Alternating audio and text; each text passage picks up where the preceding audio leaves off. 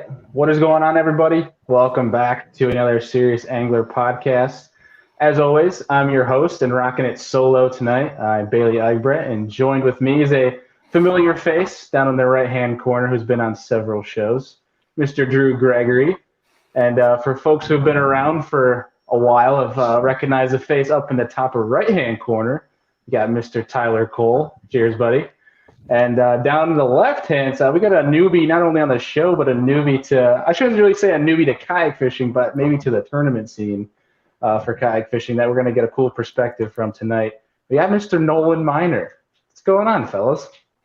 Hey, man. What's up, guys?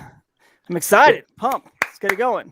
Yeah, I want to kick this off first by apologizing to all the folks that texted me over the weekend saying how much better the audio was on Friday's episode, that it's now gone back to crap because for some reason my mic wouldn't work today.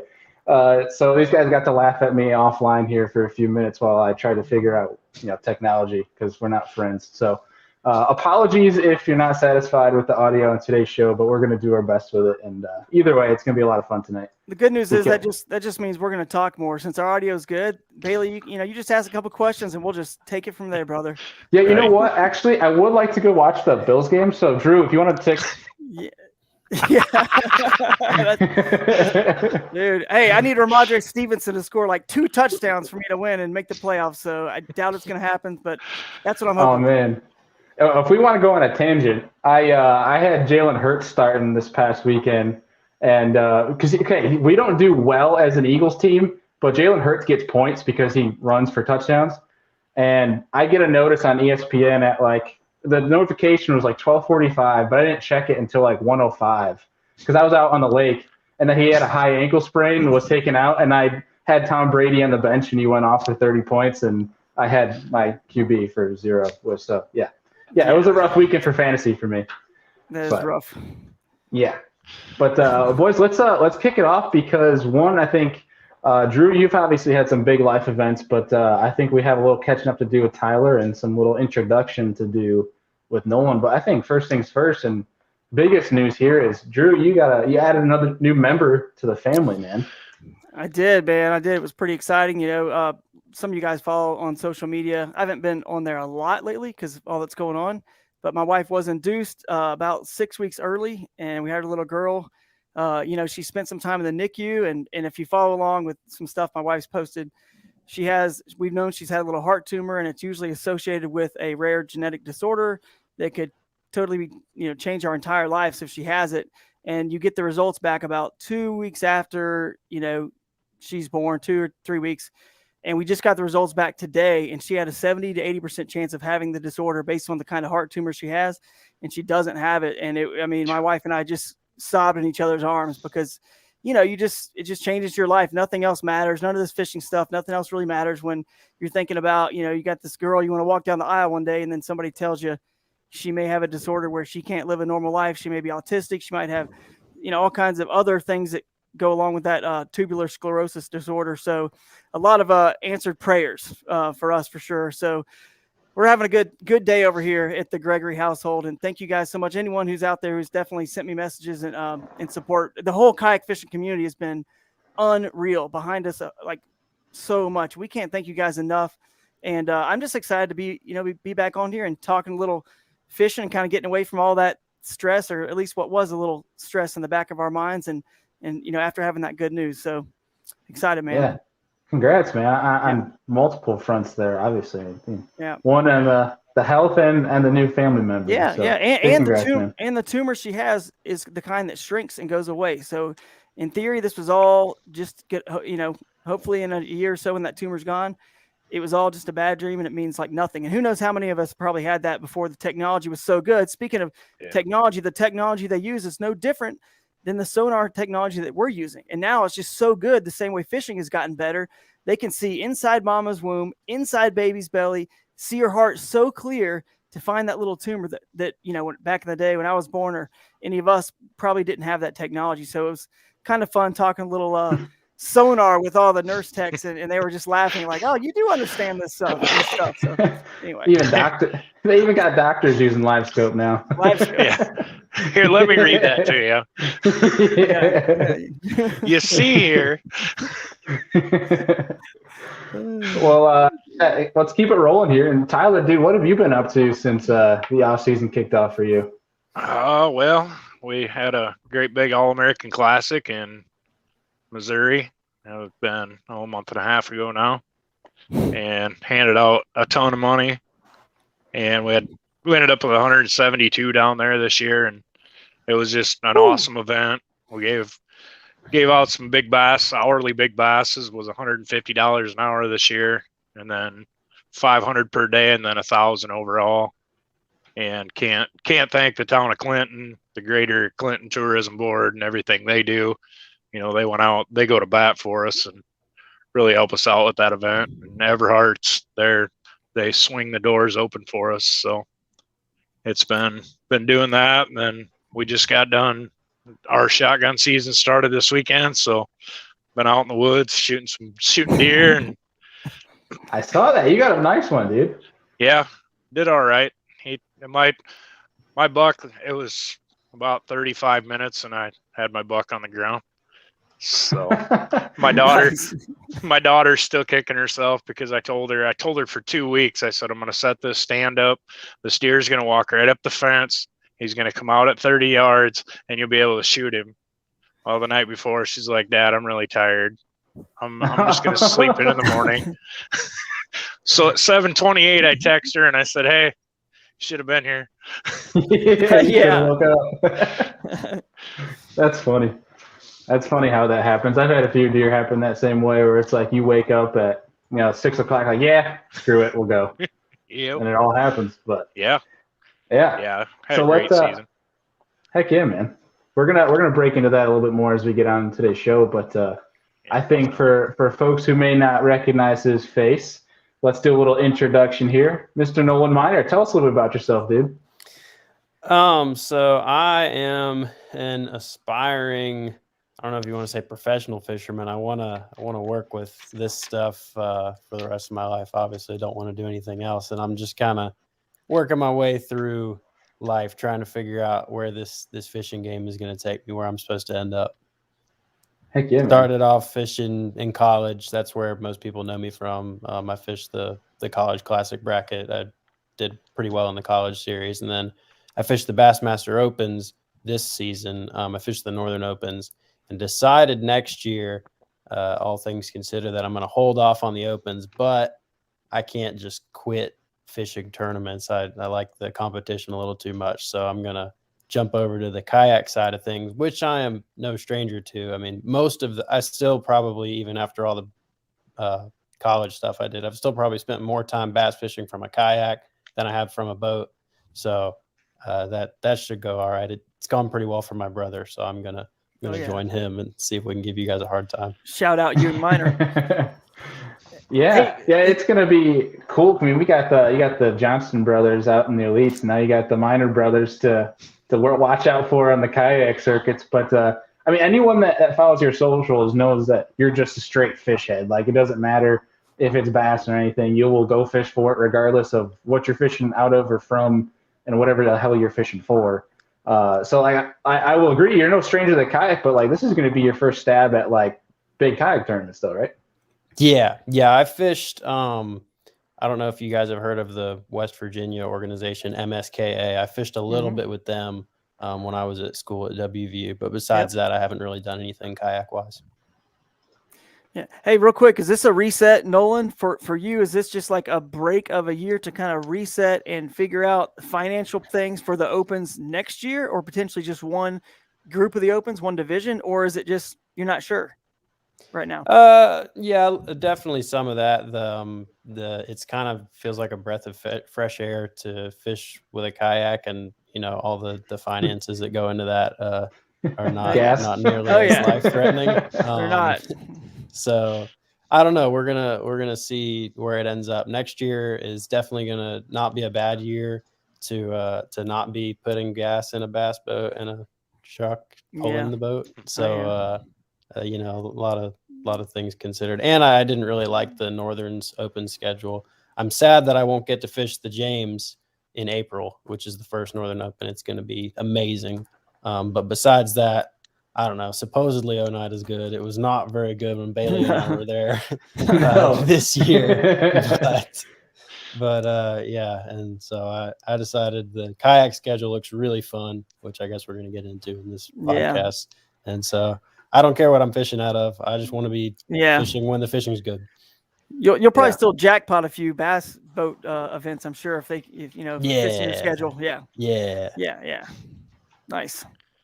Yeah, we'll see how bad his little brother beats up on him. He might go back to the Opens in 2 years, but we'll see after how this year goes. It'll be interesting for sure. Yeah. So is like the plan for you guys to like carpool together and such, and just kind of like work together as you go?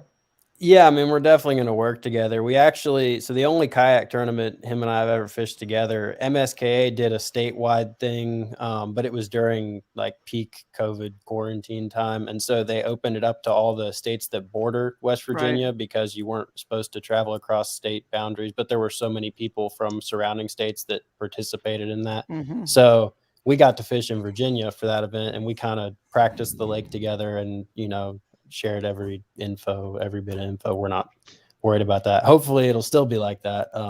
He seems to be open to the idea of just being kind of open book because we would probably benefit greatly from that. So that's kind of the game plan. We want to do something like that.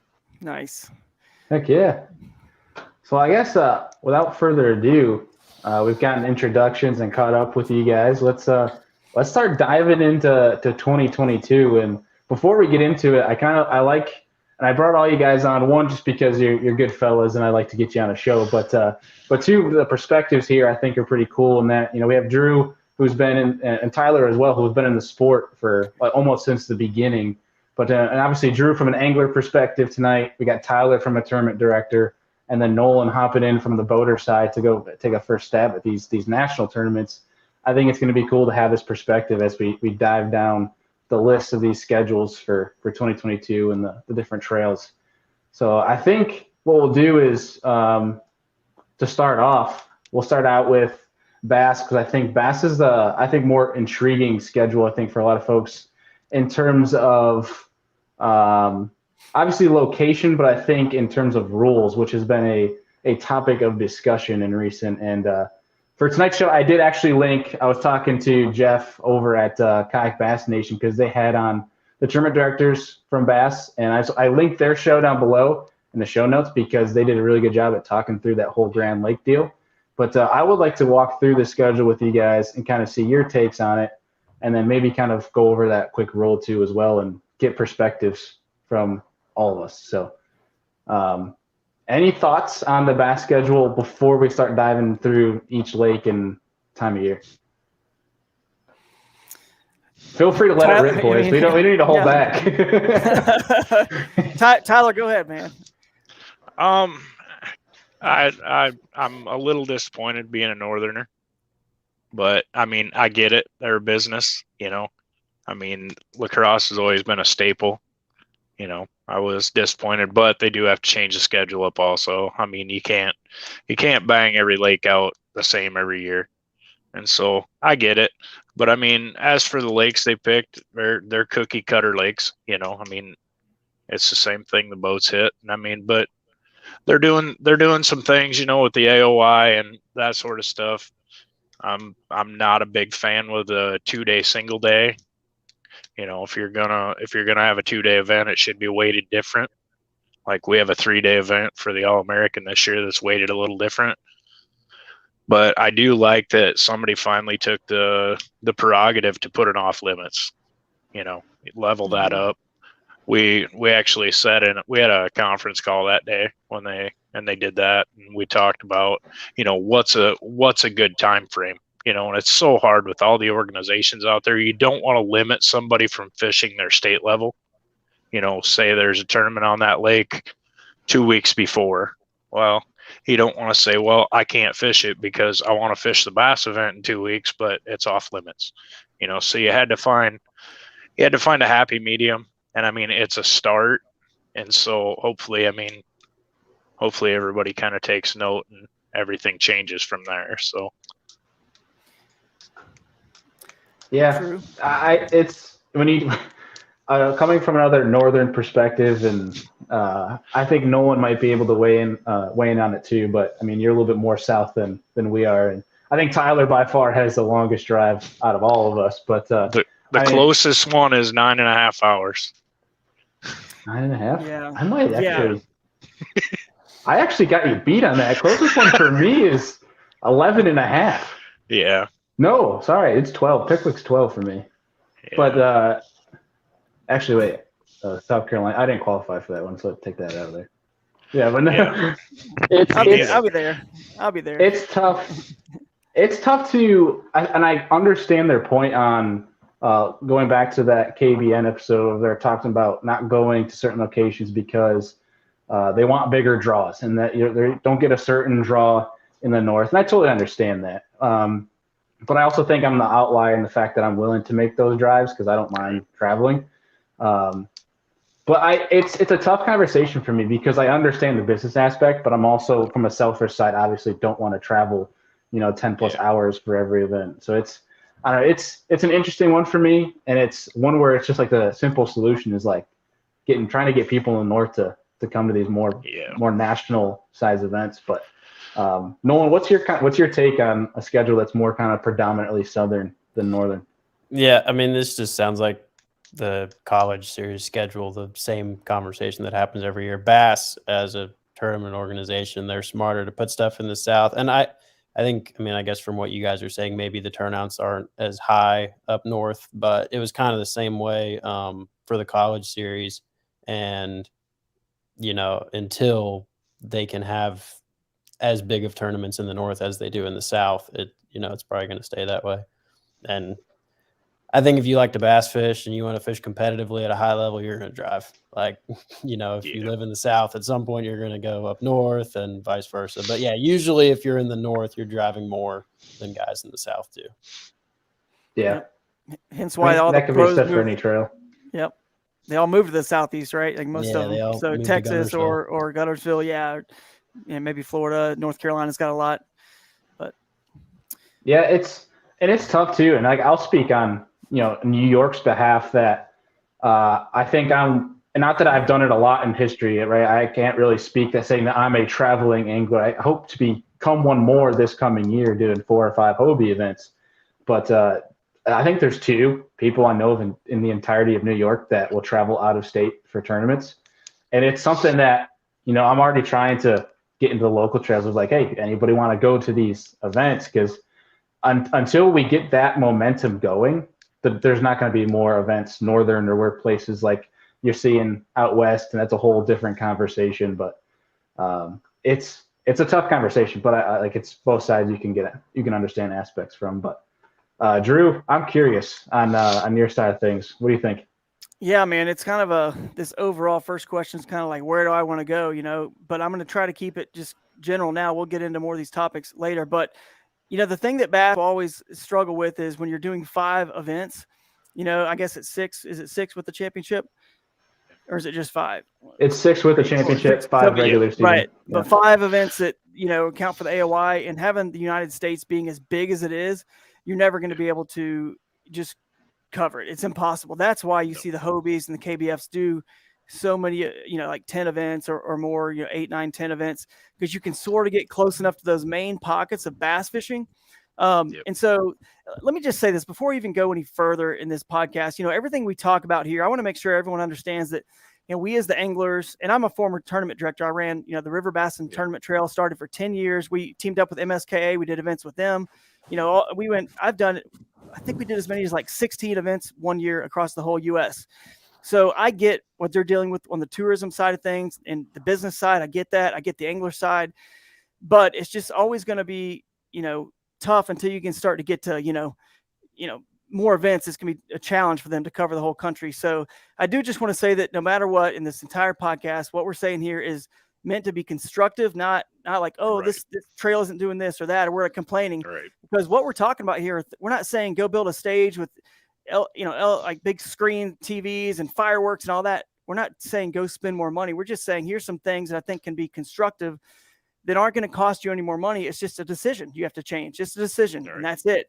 That can be more beneficial for us all. So having said that, there's definitely things we'll get into here that are the things we'd love to see changed. We're probably not going to sit here and talk about all the things that we loved as much, which is kind of like if you have bad service at a store or restaurant, no one ever goes and writes on the comment cards and calls in the company like, awesome job, you guys are the best, because that's what you expect. But you get all those, the comment cards are always about the things that need to be changed. So we'll probably talk about those more, but I just want to say what a tough job those guys have at all three of these trails. And we appreciate it as a team. When I say team, like the anglers, the sponsors, the fans, and the tournament directors and trails themselves, we appreciate all the hard work that you guys do. So thank you so much. And I hope that this gets shared and people do listen to podcasts like this, because we can make a difference as anglers. So anyway, having said all that, the schedule's just, obviously we all wish there could be maybe 8 events that would cover those pockets that are need be. You got that Texas group in the Ozarks. You got the group in the Midwest that's strong, up to Lake St. Clair and that whole Smalley area over there. And you got the Northeast and of course the Southeast. If you can get an event in all those territories, and of course you'll have a couple maybe in different groups, then at least you're covering all your bases, right? Yeah. Yeah, there's a weird shift too that in the Northeast, and Nolan, I don't know if you can agree if it's the same trend where you're at, but it's like as soon as that first spring tournament's like usually like that early April tournaments kick off for us, like we have tournaments that have just 80 local anglers, 80 to 90, and then like when you get to that July time frame, you're lucky to get 30. It's like you only got those guys that go out like just when it's good. It's weird to get it up here. I don't know. Nolan, do you find the same thing down by you?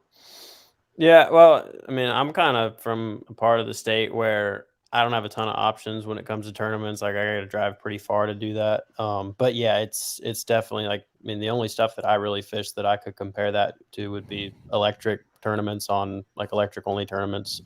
And yeah, once the fishing gets bad, people stop coming. Yeah. And Tyler, you get pretty damn big draws up by you, don't you? Yeah, I mean, we do pretty good for the Midwest. I mean, there's not, like I said before, there's not a lot of Midwesterners that really travel. I mean, there's 25 probably, 25 to 30, but you got to get south before you get a lot of guys traveling, So, I mean, everybody stays pretty close to home, so. Yeah. In that Spirit Lake tournament that was last year, didn't you guys have over 100 people in that? I think there was 2 events at the same time, and there was, we had 57 or 58, which is a pretty good turnout for up here for us. Well, like last year was our first year with the All-American Series. So, I mean, we averaged 50 across the board all year long. So, okay. And that was That's before, great. That was before anybody really knew what was going on. Right. So to start, that's great, man. That's awesome. So, yeah, for sure. I would think in a perfect world, if you have one event in each one of those major regions, which by the way, I forgot to mention the West Coast, not intentionally, but obviously there's a huge contingent out there. Drew. Yeah, I know we're going to get all the West Coast hate here, but if you could have one event that's in that zone, and that way everyone that lives there only has like a, 1, 2, maybe 3 hour drive, and then get one that's in between, you know what I mean? Like zones. Yeah. And then if your AOI has something like, you fish 3 events or whatever, seems to be kind of common. I know BASS is 4. We'll get into that. Then if people can say, I can get to 2 of them reasonably, and then I just need to travel to one other one that might be 9 hours away or 10 or 11. And then that's like money if you can get that, and get the right fisheries. So yeah, Steve, see, he's calling me out. Where's Callie? I know. But shout out to the Shane Lamont and all the Cali guys out there. I mean, you guys rock. But I mean, we definitely want to have events out there too, and then see what happens. We could bring everyone together for for the championship. So hey, even Bassmaster and MLF struggle with that. So kayak guys can't. They do. Everyone does. Like everyone struggles with that. Yeah. So, but they're doing a good thing out there. Actually, just shout out to Shane Lamont. He did post a really nice series they're doing out there. I forget what it's called, but it's like legit, like $200 and something buy in. There's an off limit. Actually, there's only 1 day practice. That's it. That's a Friday practice day, and that's it. So they're doing a lot of cool stuff.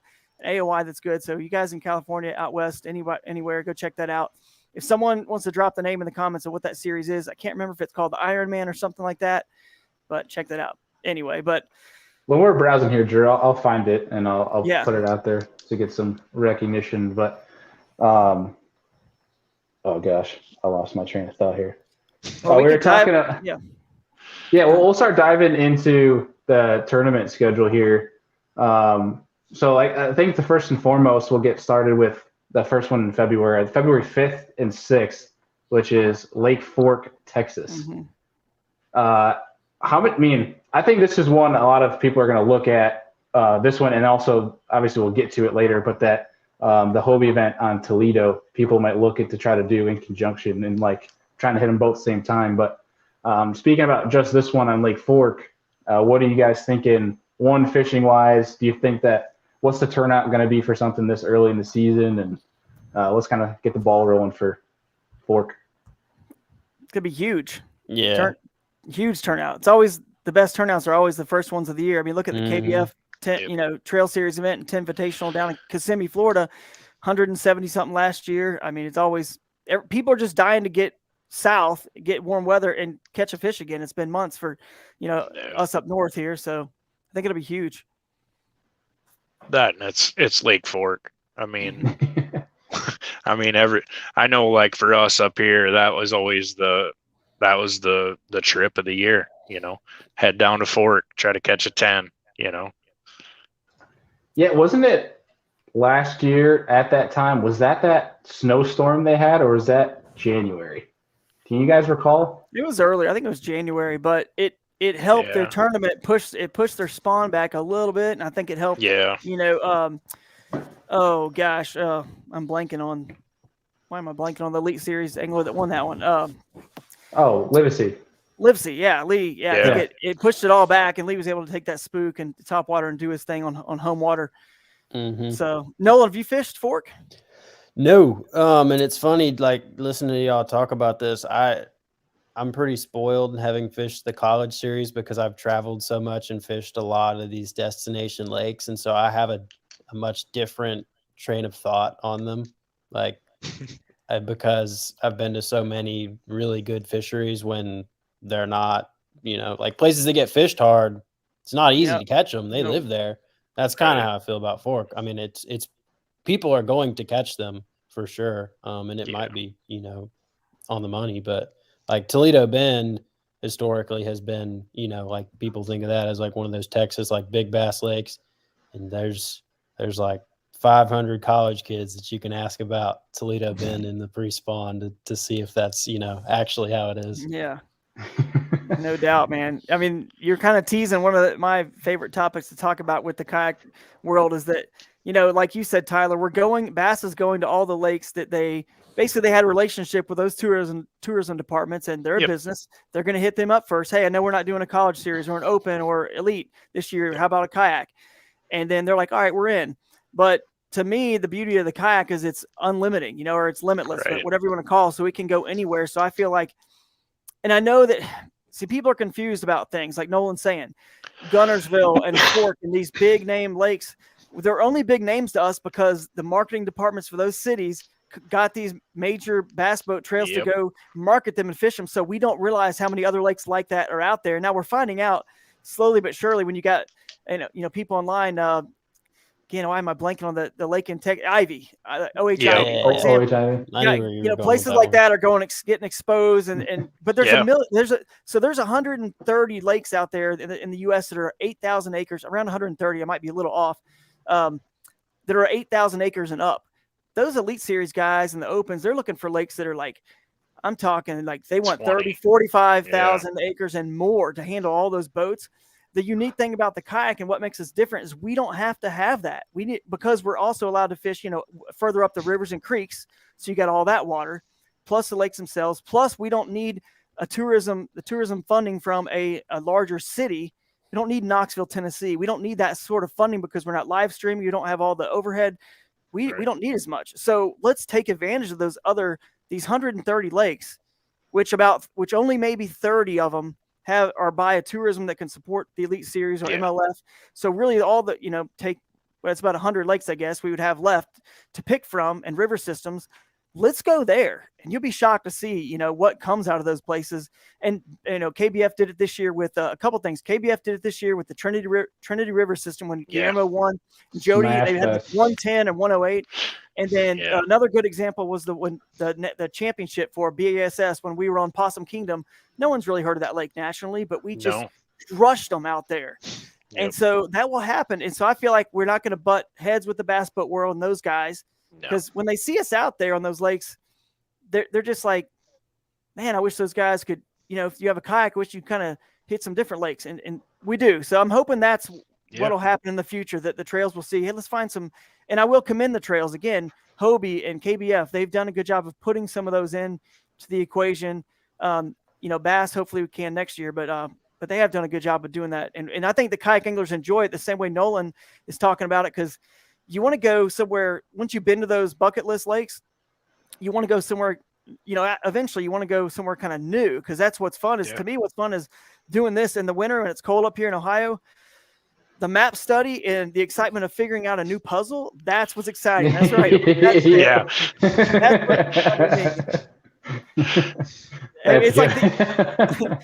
It's like the anticipation of that first kiss when you're dating that girl is, almost better than the first kiss sometimes. All right. That's like, to me, that's how it is with the tournament, dude. Like, it's just the map study and all the anticipation for the event. But if it's the same one, and I've already scoured it completely, it's like, all right, I guess I'm going to go there.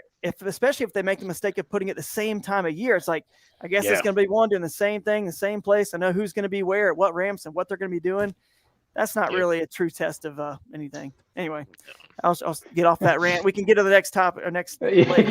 But I'm excited. I've never been to Lake Fork. I've never been to Lake Fork. So like you, I'm excited, Nolan, to at least check that one out. Yeah. You're done comparing your love life to bass? Yeah. Oh yeah. I'm here all night. But February is a good time to be there, because you're going to be there before anybody else. I'd rather be there in February than in April or May, even though it's hot. But I just would rather fish with a little bit less crowds, honestly. As long as it doesn't cold front. And Scott here confirmed it. Yeah, it was in February before the Hobie. I think it was a few weeks after that. There was a bass event on it, correct? On Fork last year, or was that? Yeah, that was in March. It was in March. Okay, so a decent amount of time afterwards, but it was almost exactly. It was still some spawn going on during that event, wasn't it? Yeah, because it was still pushed back from that storm. Yeah, there was the elite event. Is that what you're talking about? Well, there's a bass kayak event. Sorry, me both. But the kayak event, they were everywhere. I mean, you could catch them about anywhere, on bed, offshore. I mean, it was nice. Talking about spawn and beds, it's almost like you are talking about my love life again, man. Easy, Drew. Sorry, babe. Sorry. But no, I think Fork will be. I'm curious to hear what you guys think. Obviously Bass is going to 2-day events, and also talking about what they've done this year is installing the Angler of the Year, which I think is pretty cool. That people have been asking for. So that'll be fun. But I think Fork, it's going to take massive bags. I guess we'll go, around the table here. Start with Tyler. What do you think it's going to take, per day, inches wise, to win that thing?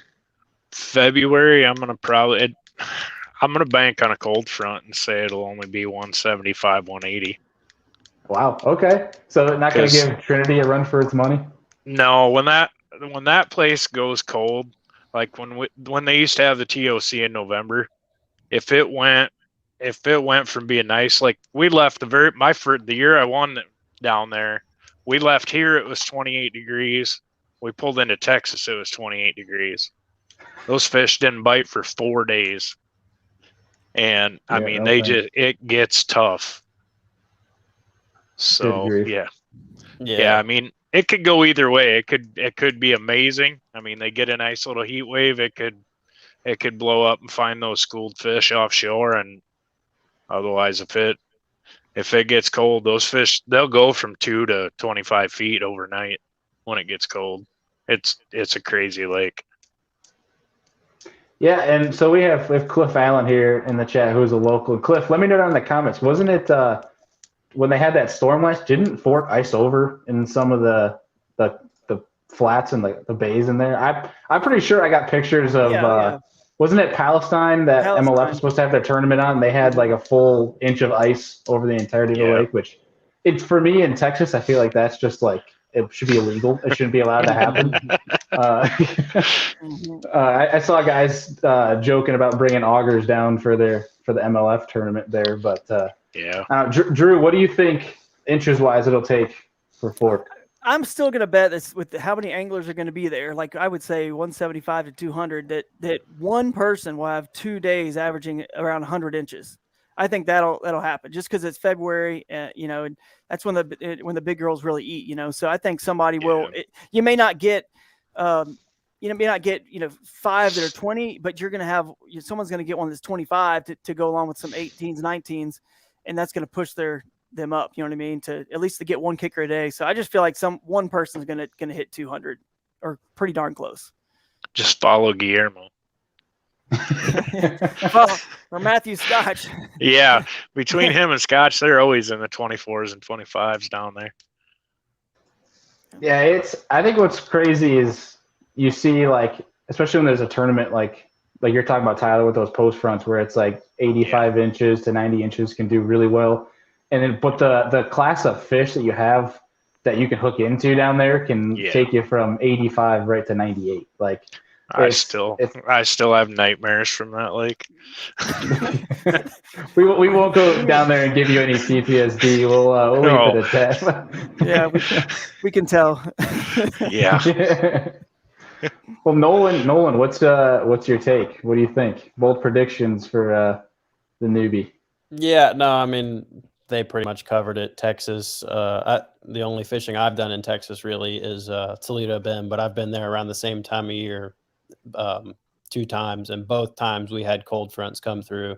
And, a lake that when you hear Toledo Bend, you think like, potentially double-digit fish, bags over 20 pounds. And since it is that lake and those fish do live there, somebody obviously is going to catch them, but what the weather is going to do is affect like the guy in first is probably going to have close to 200, but what is 15th place going to be, right? Like if it's good fishing, 15th is going to be a lot different than when it's, if it's a cold front. Because those Texas fish, they are babies about the cold. I hate it. I remember going down to Toledo Bend the first time and the water was like 52, and I was like, this is like pre-spawn. We're about to get them, and I had to let my jerkbait sit for so long, and I'm like, this is warm. Like, this is not cold enough for me to be fishing this way. It's just different down there. Yeah. Those Florida strain bass get a little finicky with that cold weather. Yeah, they do. Yeah. It's like all those southern boys when they come up north, they're kind of the same way. Yeah, that's true. I only tease that. We have our buddy Forrest Bucket in the comments. He's a Louisiana boy that moved to New York, and he, for some reason, is now an ice fisherman. Doesn't like open water as much. Weird how that happens. Wow. Right. But I think everyone's going to be a good event. I don't really have much to add on it other than if Tyler, I think if it stays, if we predict a cold front like you mentioned, I think whoever found that those wintering areas will stay on them a little bit more consistent than guys trying to follow that pre-spawn bite. Let's move on into March 2nd, which is going to be Richard B. Russell Lake, which I have zero knowledge about whatsoever in South Carolina, in conjunction with the Bassmaster Classic, and that will be the championship for 22. My first question on this, and it's not really fishing related, is do you guys think they'll have better coverage of this event compared to last year? Being that there's probably actually cell service on this lake, unlike Possum Kingdom last year. I don't know how well the cell service will be, honestly. I grew up in the Southeast and lived most of my life in the Southeast between Georgia, South Carolina, North Carolina, and in college in Tennessee. But I've never fished that lake. I mean, you guys all know I'm a river and creek guy. I fished the Savannah River system, which is there, and I have fished Hartwell. But it's basically what it is. It looks similar to Hartwell, more clay, just clay banks. They drop down the lake, so you got those rocky clay kind of banks. You got your largemouth and spotted bass will play are really, I'll say spotted bass loosely because it's really a mix between the Alabama, bass which is the Coosa spotted bass strain.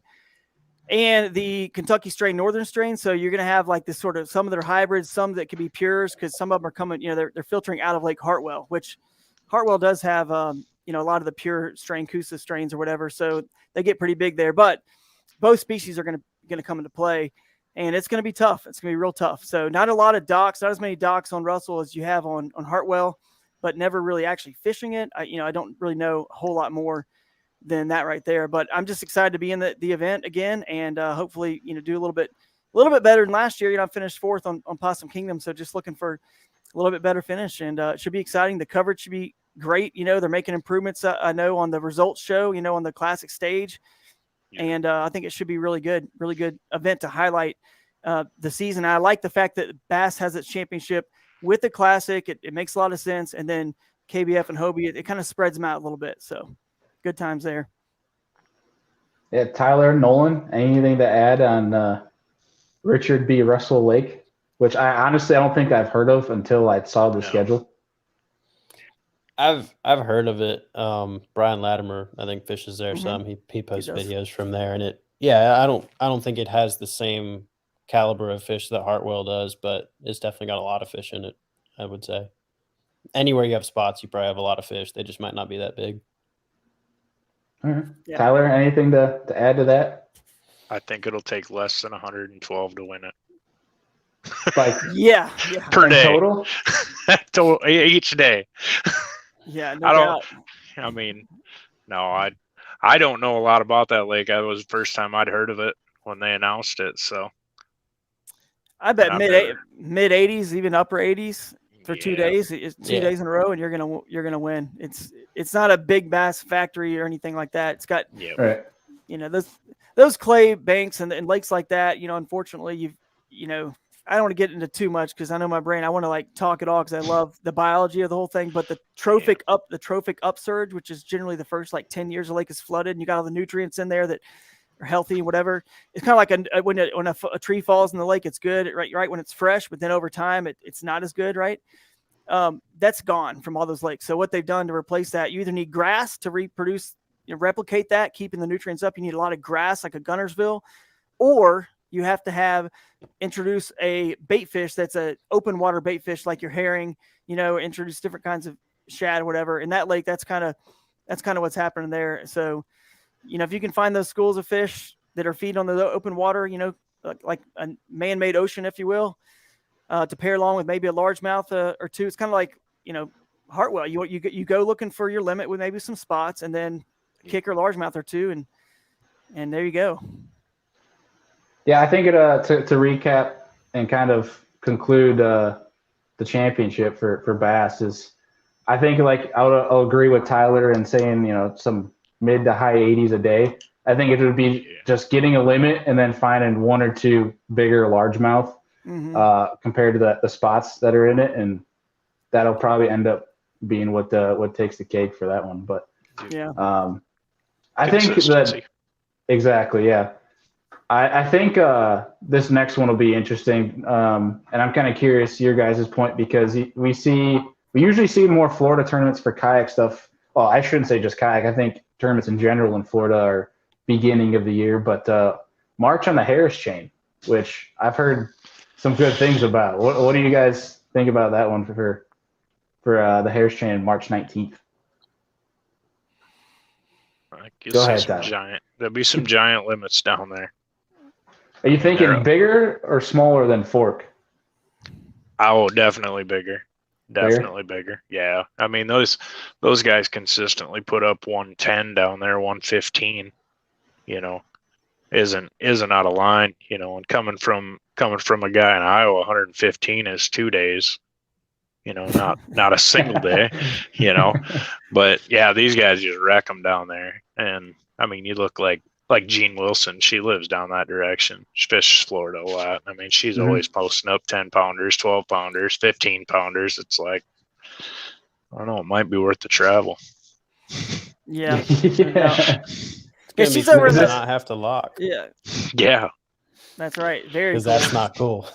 No. The time suck right there. Yeah. All right. You just go wherever you got to go, and you're there. You're good. And that's I love that, man. That's what I love about these the Kissimmee chain and the Harris chain. Any other chain that we never even heard of before, that is where kayak fishing really even can excel even better, because the bass boat world, they don't like to hit those spots, but we don't have that. We can trailer and just drive around. So I think it'll be big, like Tyler's saying. I think somebody at Fork, the winner, will have maybe potentially more than this event down at Harris, but overall the consistency of the big bags will be Harris chain for sure. Drew or Nolan, have either of you guys fished the Harris chain before? Yeah, I have. I fished the college natty down there. Do you think this one, and Harris is offshore, plays pretty good, doesn't it? It's got shell bars. Yeah. Harris Lake is known for that. Is known for being offshore. And all the lakes that's where the big bags come from. But you can catch big ones shallow for sure too, especially some of the other lakes. What do you think will rain more prevalent this time of year on Harris? I don't know, honestly. I don't know what post spawn in Florida is like, because really you can't apply anything that happens in Florida to anywhere else. It's kind of its own world. But I mean, there's so many. When I was there, I fished all the pencil reeds is what I call them. I don't know if they have a different name for them down there, but there has to be fish in those. I mean, there's just so much of it, even if as a whole, it might not be good, but somebody will do well fishing those reeds and probably nothing else. Yep. Yeah, I think MPFL was there, and so was MLF was there, right? That's right. Bobby Lane, weren't they there? I think they were there. He was flipping those pencil reeds. Yeah. He was flipping those, and I've never fished it, but all I know about it, when I've driven past it, whatnot, it is like you're saying, it is different than the Kissimmee chain, which I fished many times. And you got a little bit more hills in the countryside over there. You got a little bit deeper water, which is why I think that offshore stuff comes into play.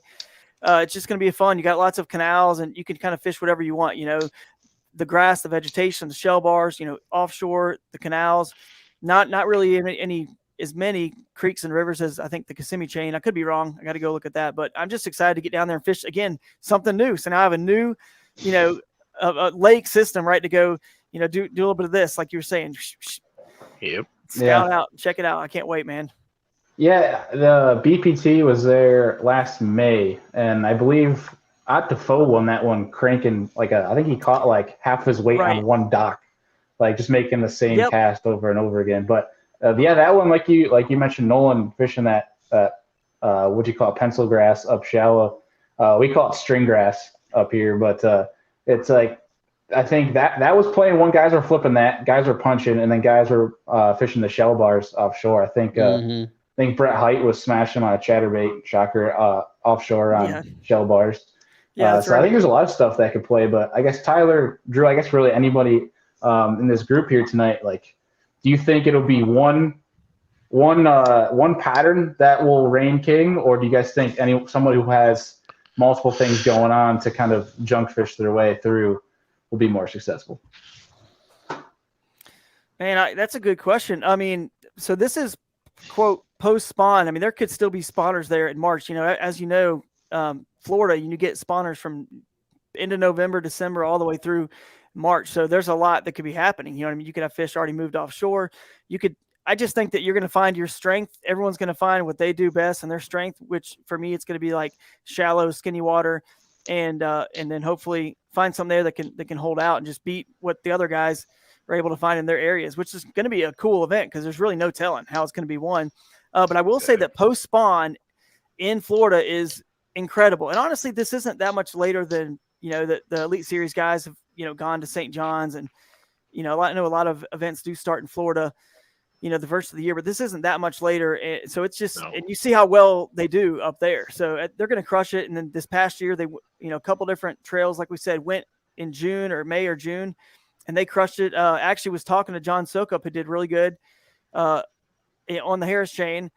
After his first day or second day, I can't remember what day of the MPFL, he was telling me his whole rundown of what he was doing. He found something unique, and it was just really cool to just hear what he had found. If you guys go back and watch that tournament from MPFL, just a real unique, he's such a guy that studies the whole like ecosystem as well. And he found a certain temperature water, certain bait fish would rise to the surface, needlefish and other stuff. And when he saw that bait, that was a pattern he found, and that's what they were hitting. He just had to find it. Now in a kayak, you can't run like he did to like the different spots. So that's always the challenge. All right. For sure. Got anything else to add, guys, on the Harris? I think probably just because of the reputation of that place, somebody's going to find them offshore, and they're going to fish it 2 days in a row, and they'll probably have 100 inches both days or more. Because when I was there for the college national championship, we're out there like, oh, like maybe I'll catch 20, and then like the kids that won were catching like 30. So yeah, that was stupid weight. They live there. Yeah. Yeah. Yeah, I'm gonna go probably. I'm gonna say 105 a day if the fishing if it sets up right and things stay consistent. Because it doesn't matter what their bellies look like. No. Yeah, No. exactly. And that's the nice part about the kayak scene. You don't need to worry about them. All right, April 16th, moving right along here to Grand Lake. And so Grand Lake in April, I want to say that'll be right after the spawn for Oklahoma. That'll be directly post-spawn.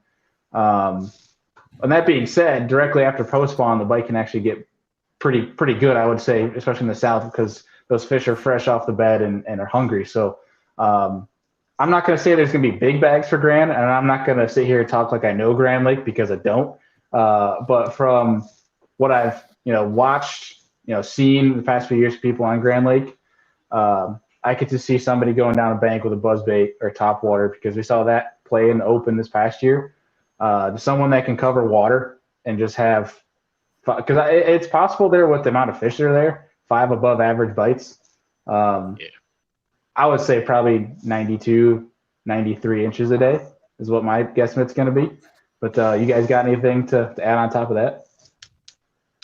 Yeah, I'd say you're not too far off right in there. I mean, the biggest thing is just going to be cover water inside the 150-yard rule, and just keep casting. We got Josh Booth here saying that it'll be flooded and spawn. Yeah, I think it'll be spawn as well. I mean, I've caught fish as late as in the south, in Georgia, as late as May off bed. So it's just crazy the range that they spawn. But again, it's got to be, it's the majority will be done. It could potentially be spawning right then or be done depending on the weather. But I mean, I think could be 95, a day, honestly. Yeah, and I mean, you hear everybody complaining about the 150-yard rule, but I mean, it's not going to play in that tournament. Everybody's going to be shallow anyway. Yeah, let's talk about the rule real fast, just for folks that are tuning in. And we're not going to go too deep in it whatsoever because Kayak Bass Nation, as I said before, is linked down below. They did a really good job at diving into that. But just for folks that are tuning in that may not know what we're talking about, real quick, Tyler, if you don't mind, just kind of real quick say what that rule is. So Grand Lake has a rule on their lake that you can't be over, I think it's 150 yards in any no wake area. So if you're in a no wake area, then the rule's null and void. You can cross, you can do everything you want to do. Other than that, you can't even cross the lake in a spot where where the boats are running. Which, it's been a rule there since, for years, and it's just back when kayaking was young, it was put into place. So it really hasn't ever been, it's been challenged, but they are set in their ways. So yeah, 30 minutes after sunrise also, but it's like I said, goofy rules like that, everybody's playing by the same ones. Yeah. So what difference does it really make? As long as everybody, and Right. is it going to change how you do things? Yeah, absolutely. But, because like somebody had posted up, there's a couple docks that are 150 feet long. So what do? Do you got a portage? But I mean, it's, so, I mean, the map study is going to come into play on that lake. So, yeah, especially if you're plan A and plan B, if you have to cross the lake, you can't do that.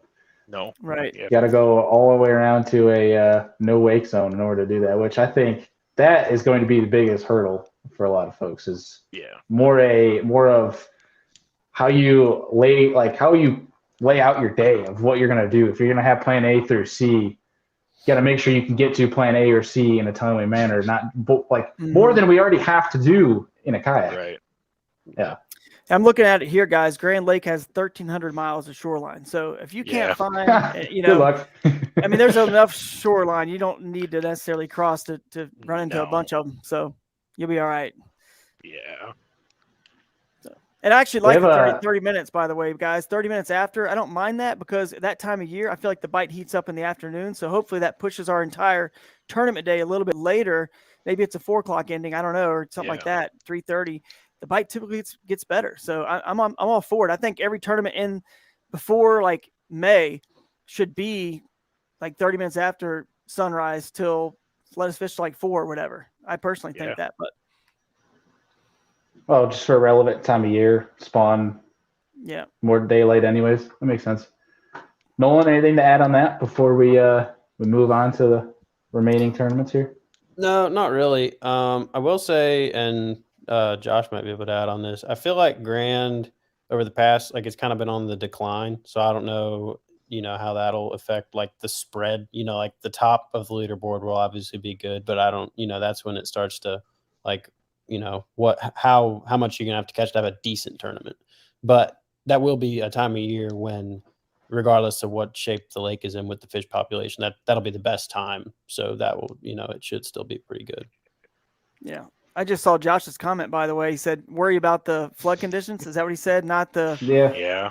So that gets me excited, man. I love like super high stained water. That's like my favorite thing to fish. So if it's like that, I'm gonna have to be making the drive. I'm gonna Google how far it is from the Cleveland Akron area right now. I think Drew's goal in these flooded tournaments is not just to find fish in practice, but just see how far back he can go in an area, Right. just to say he did it versus actually try to catch any fish in it. Yeah, that's right. Yeah. But yeah, for that one, I'm gonna say 92, 93 inches a day. What, you guys? Anyone different track mine there? 95, I think. Higher? Okay. In the ballpark there. But what do you think? All right. What species are there? I mean, I know that I've fished the Neosho River and the elk. Are smallmouth? The smallmouth play there? I've never even fished the actual lake, and Not they don't really. play. I think somebody might get one if they fish the top end of the lake, but no, they're not going to really play. Yeah. Yeah, I think it'd be predominantly largemouth. Largemouth. First opinion, yeah. Yeah, because all the they got all three. Yeah. But like we said, like if they're gonna be on the bank, I think it's gonna be largemouth. At least to win it or cash. Yeah. 95. I'm all in on 95 right now. I'm calling it 95 a day. 1,000 on red. All right. So moving on, May 21st, Lewis Smith Lake in Alabama. This is the second to last tournament before you got to wait 5 months pretty much for the last tournament. We got Lewis Smith Lake towards the end of May in Alabama. And I think this one it's going to be interesting for this one. I think that's going to be set up for a lot of offshore guys in terms of being able to find brush piles, at least in terms of looking in recent how it's been won in opens and other like a Toyota Series events that have been there. I think actually, Nolan, did you fish Lewis Smith? Haven't you? Yeah, I've been there twice. Would you agree? You think that's going to be more of like an offshore brush pile deal in end of May? What's the date on it again? End of May, May 21st. Yeah, I mean, I'd say it'll be, I don't know, maybe like 50-50 or maybe 60% offshore, 40% shallow. There's plenty of shallow fish to be had, especially with how much pressure fish get offshore now because of how good our tools are. Smith Lake in particular, because that's, clear water, spotted bass. It's in the South. Everybody has live scope. Right. Yeah. And that's another dock lake, isn't it? Where docks play pretty heavy. Yeah, they can. It's certain times of the year that they play more than others, but yeah, for sure. Cool. I think for that one, I'm probably gonna go 85 to 87 a day. For each day, you're gonna have to have 85 to 87. What do you guys think?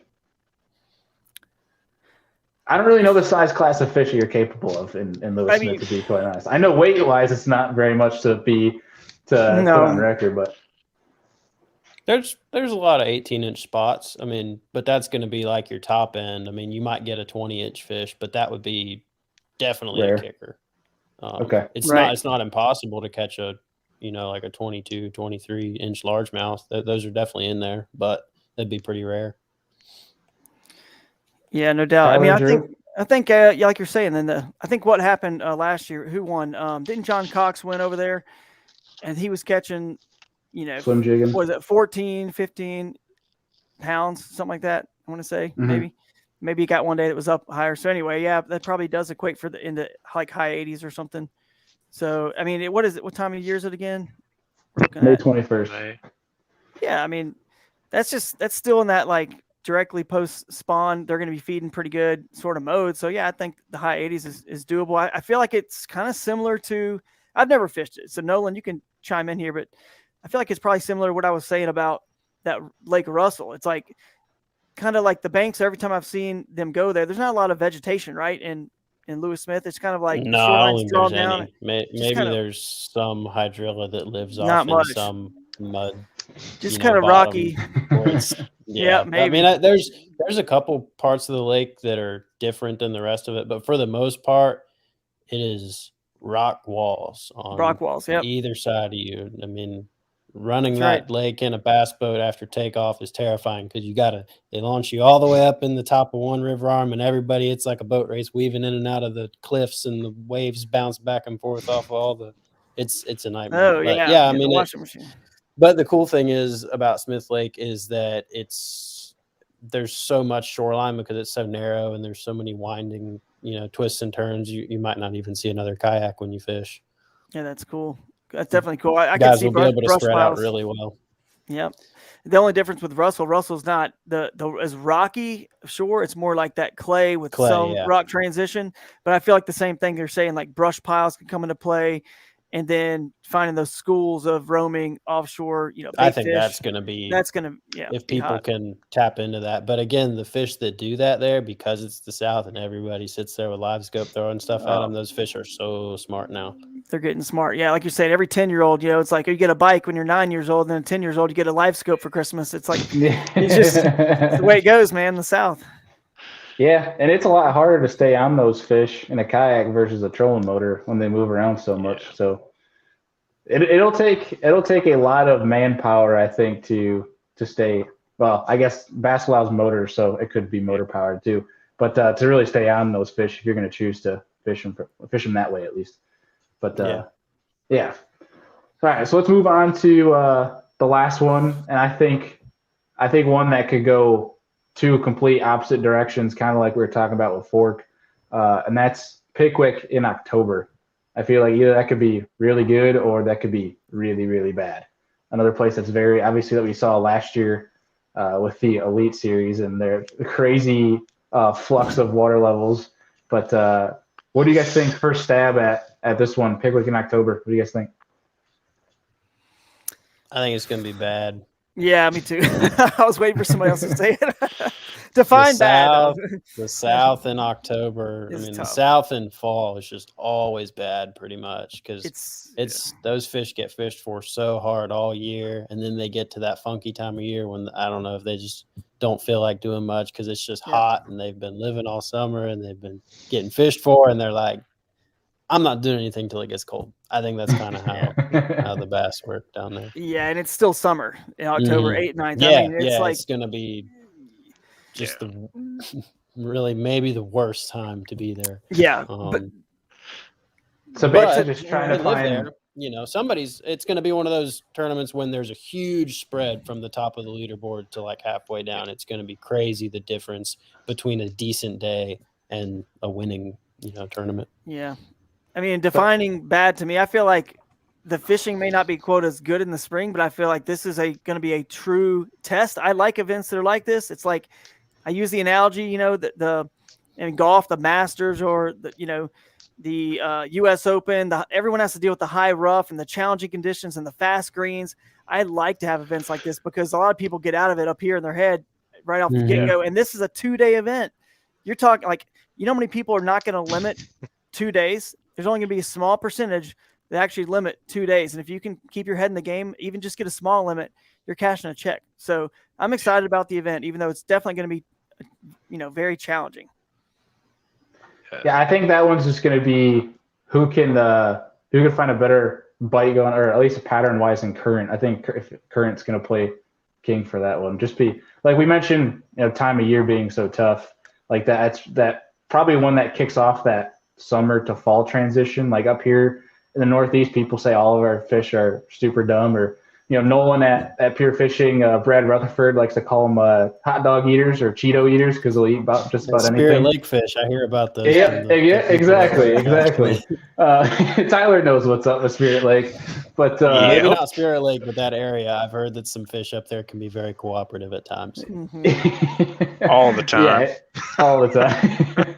We do have a couple weeks, end of August, early September up in the Northeast that 15 pounds wins in a tournament, and after the top 5, there aren't limits being made in the Northeast, which is what people think is rare, but it's like that could be the same time frame. Speaking that the South is about a month or so behind in terms of temperature wise from the North, that it could be like you just said, it could suck, to put it bluntly. Yeah, so I think at that situation, you just look for current, moving water, and morning bite. If you get a morning bite is so key in the summer, man, and the late fall. So you need it. Right. All right. Well, that wraps up Bass Kayak series, and I did not anticipate this first trail going 45 minutes practically. So we're probably not going to spend 20 minutes on each of these next locations coming up.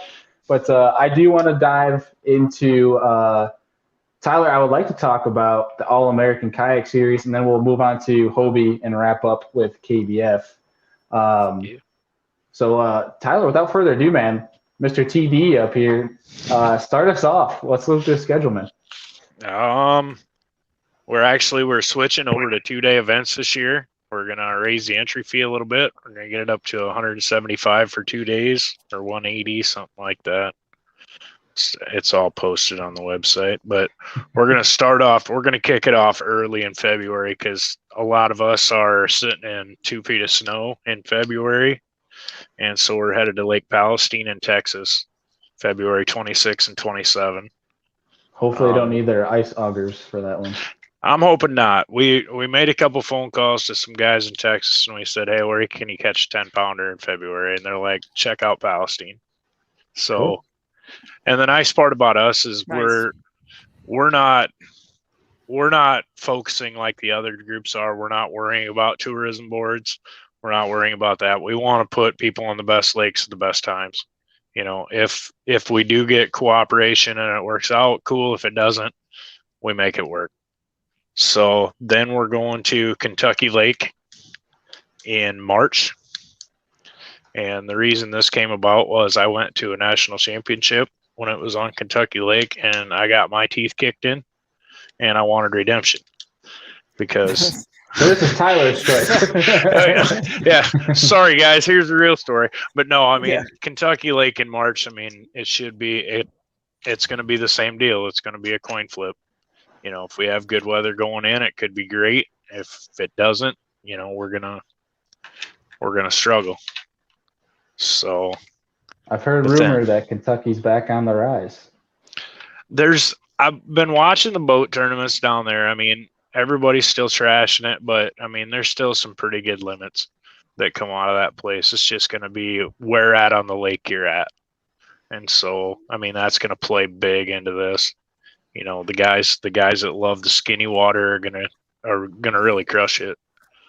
Mm-hmm. So, but then we're headed to Table Rock, Missouri, April 9 and 10. That should be a killer event. The Rock always fishes good. And I mean, there's some pretty solid limits come out of there. Yeah, I think that event, I was telling you, Tyler, when you sent me the schedule, if it wasn't on my fiance's birthday and I wouldn't get killed for fishing a tournament that time of year, that would be probably the one I want to go to most of all, more than the one coming up afterward. But that one in itself, I feel like it's just a lot of fun. Yeah. Even if I think that, especially for someone that you're trying to introduce into the sport, just from a numbers perspective, can be a heck of a lot of fun and a great opportunity to get into it, just to get a feel for tournament fishing and catch a lot of fish, have a good time, and get them introduced to it. If that makes sense. Yeah, and I mean every style of water plays there. You know, I mean, you can run 6-7 miles up a creek. You can fish main lake, rock walls, points, bluffs. Yeah, like Josh said, no off limits. You launch in bounds for the All-American, then you can go anywhere as long as you can paddle or motor to it. So like for Drew, it's perfect for him because he doesn't even have to go, hey, am I too far out? Yeah, exactly. So, but then we're headed to the fan favorite of last year was Lake Okoboji in Iowa, May 14th and 15th. Now, Okoboji's kind of been a hidden gem for a lot of years. I mean, 26, 27 pounds in the spring wins it in just about every boat tournament. We did it this same exact weekend last year, and 80 inches, which Midwest at 88 inches is going to win just about every tournament around.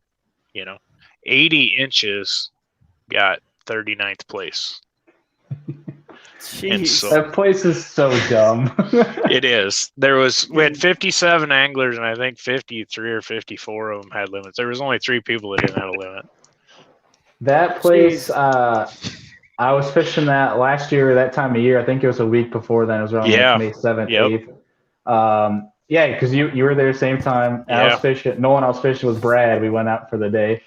And I think within like a 30-yard stretch, we had 22 pounds of largemouth, 18 pounds of smallmouth, and two like over 40-inch muskies, all on a chatterbait. Like you didn't have to do anything. It's like they'd never seen baits before. That's nuts. It's been described to me. Yeah, I'm looking it up. I'm looking it up right now, man. So here we go. Yeah, come on out.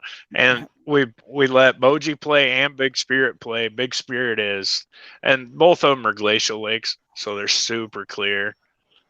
Some of them wind up a little better than others, and dirty up a little bit.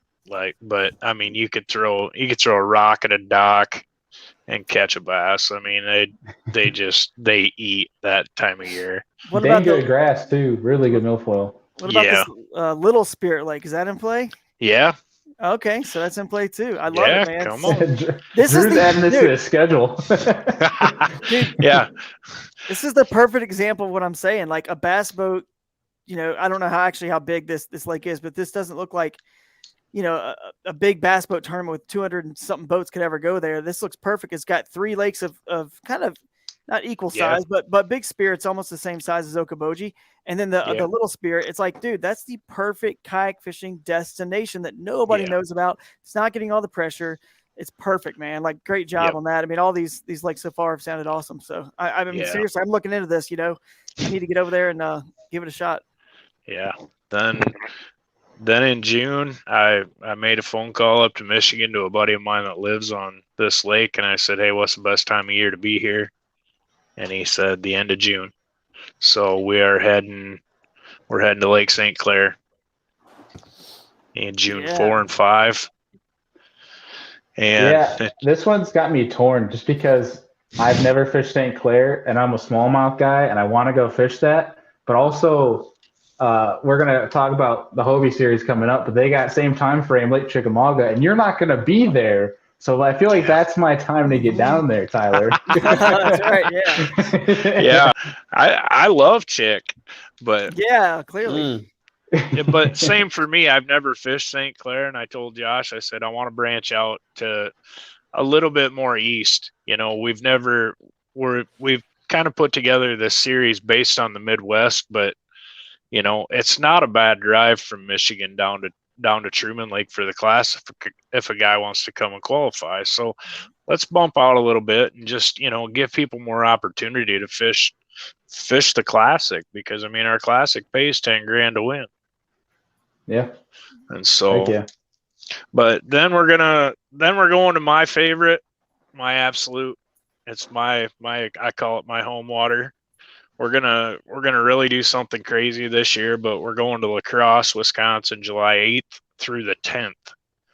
We're gonna do a 3-day event, and then we're gonna cut the field for day 3. We're gonna try to do some filming on the water. We're gonna put together a big bass by hour. The tourism board up there at Explore La Crosse has really helped us out this year, so we really want really want to show out for that event. Nice. It's the only kayak event on La Crosse this year. So Yeah. if you've never been there, it's definitely one to come hit. Cutting it down to what, 10? Sorry, go ahead, Bailey.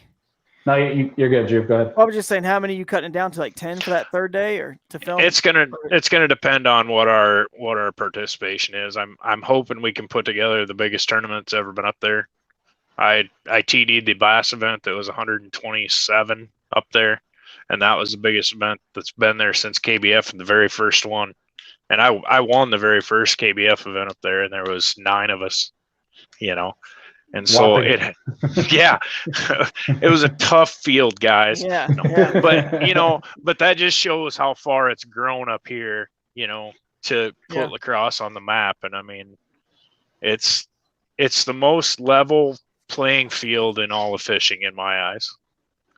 So where are those going to be? Where's it going to plan to be live streamed if you can film on that last day? We're going to try to put it on the allamericanseries.com.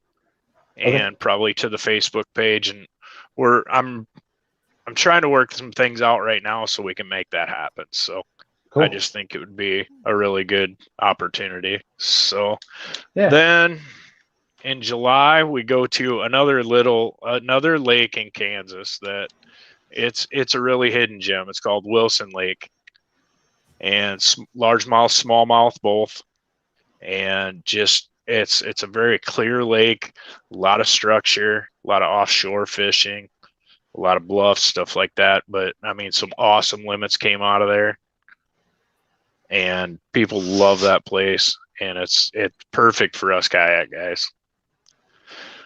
So then in August, we're going to the other river. We're going to the Missouri River on Lewis and Clark Lake in Nebraska. It's Nebraska-South Dakota border. Largemouth smallies played there last time. Smallies played big there last time. But the big difference between the two is, like La Crosse, you can find slack water everywhere. The Missouri River, it moves.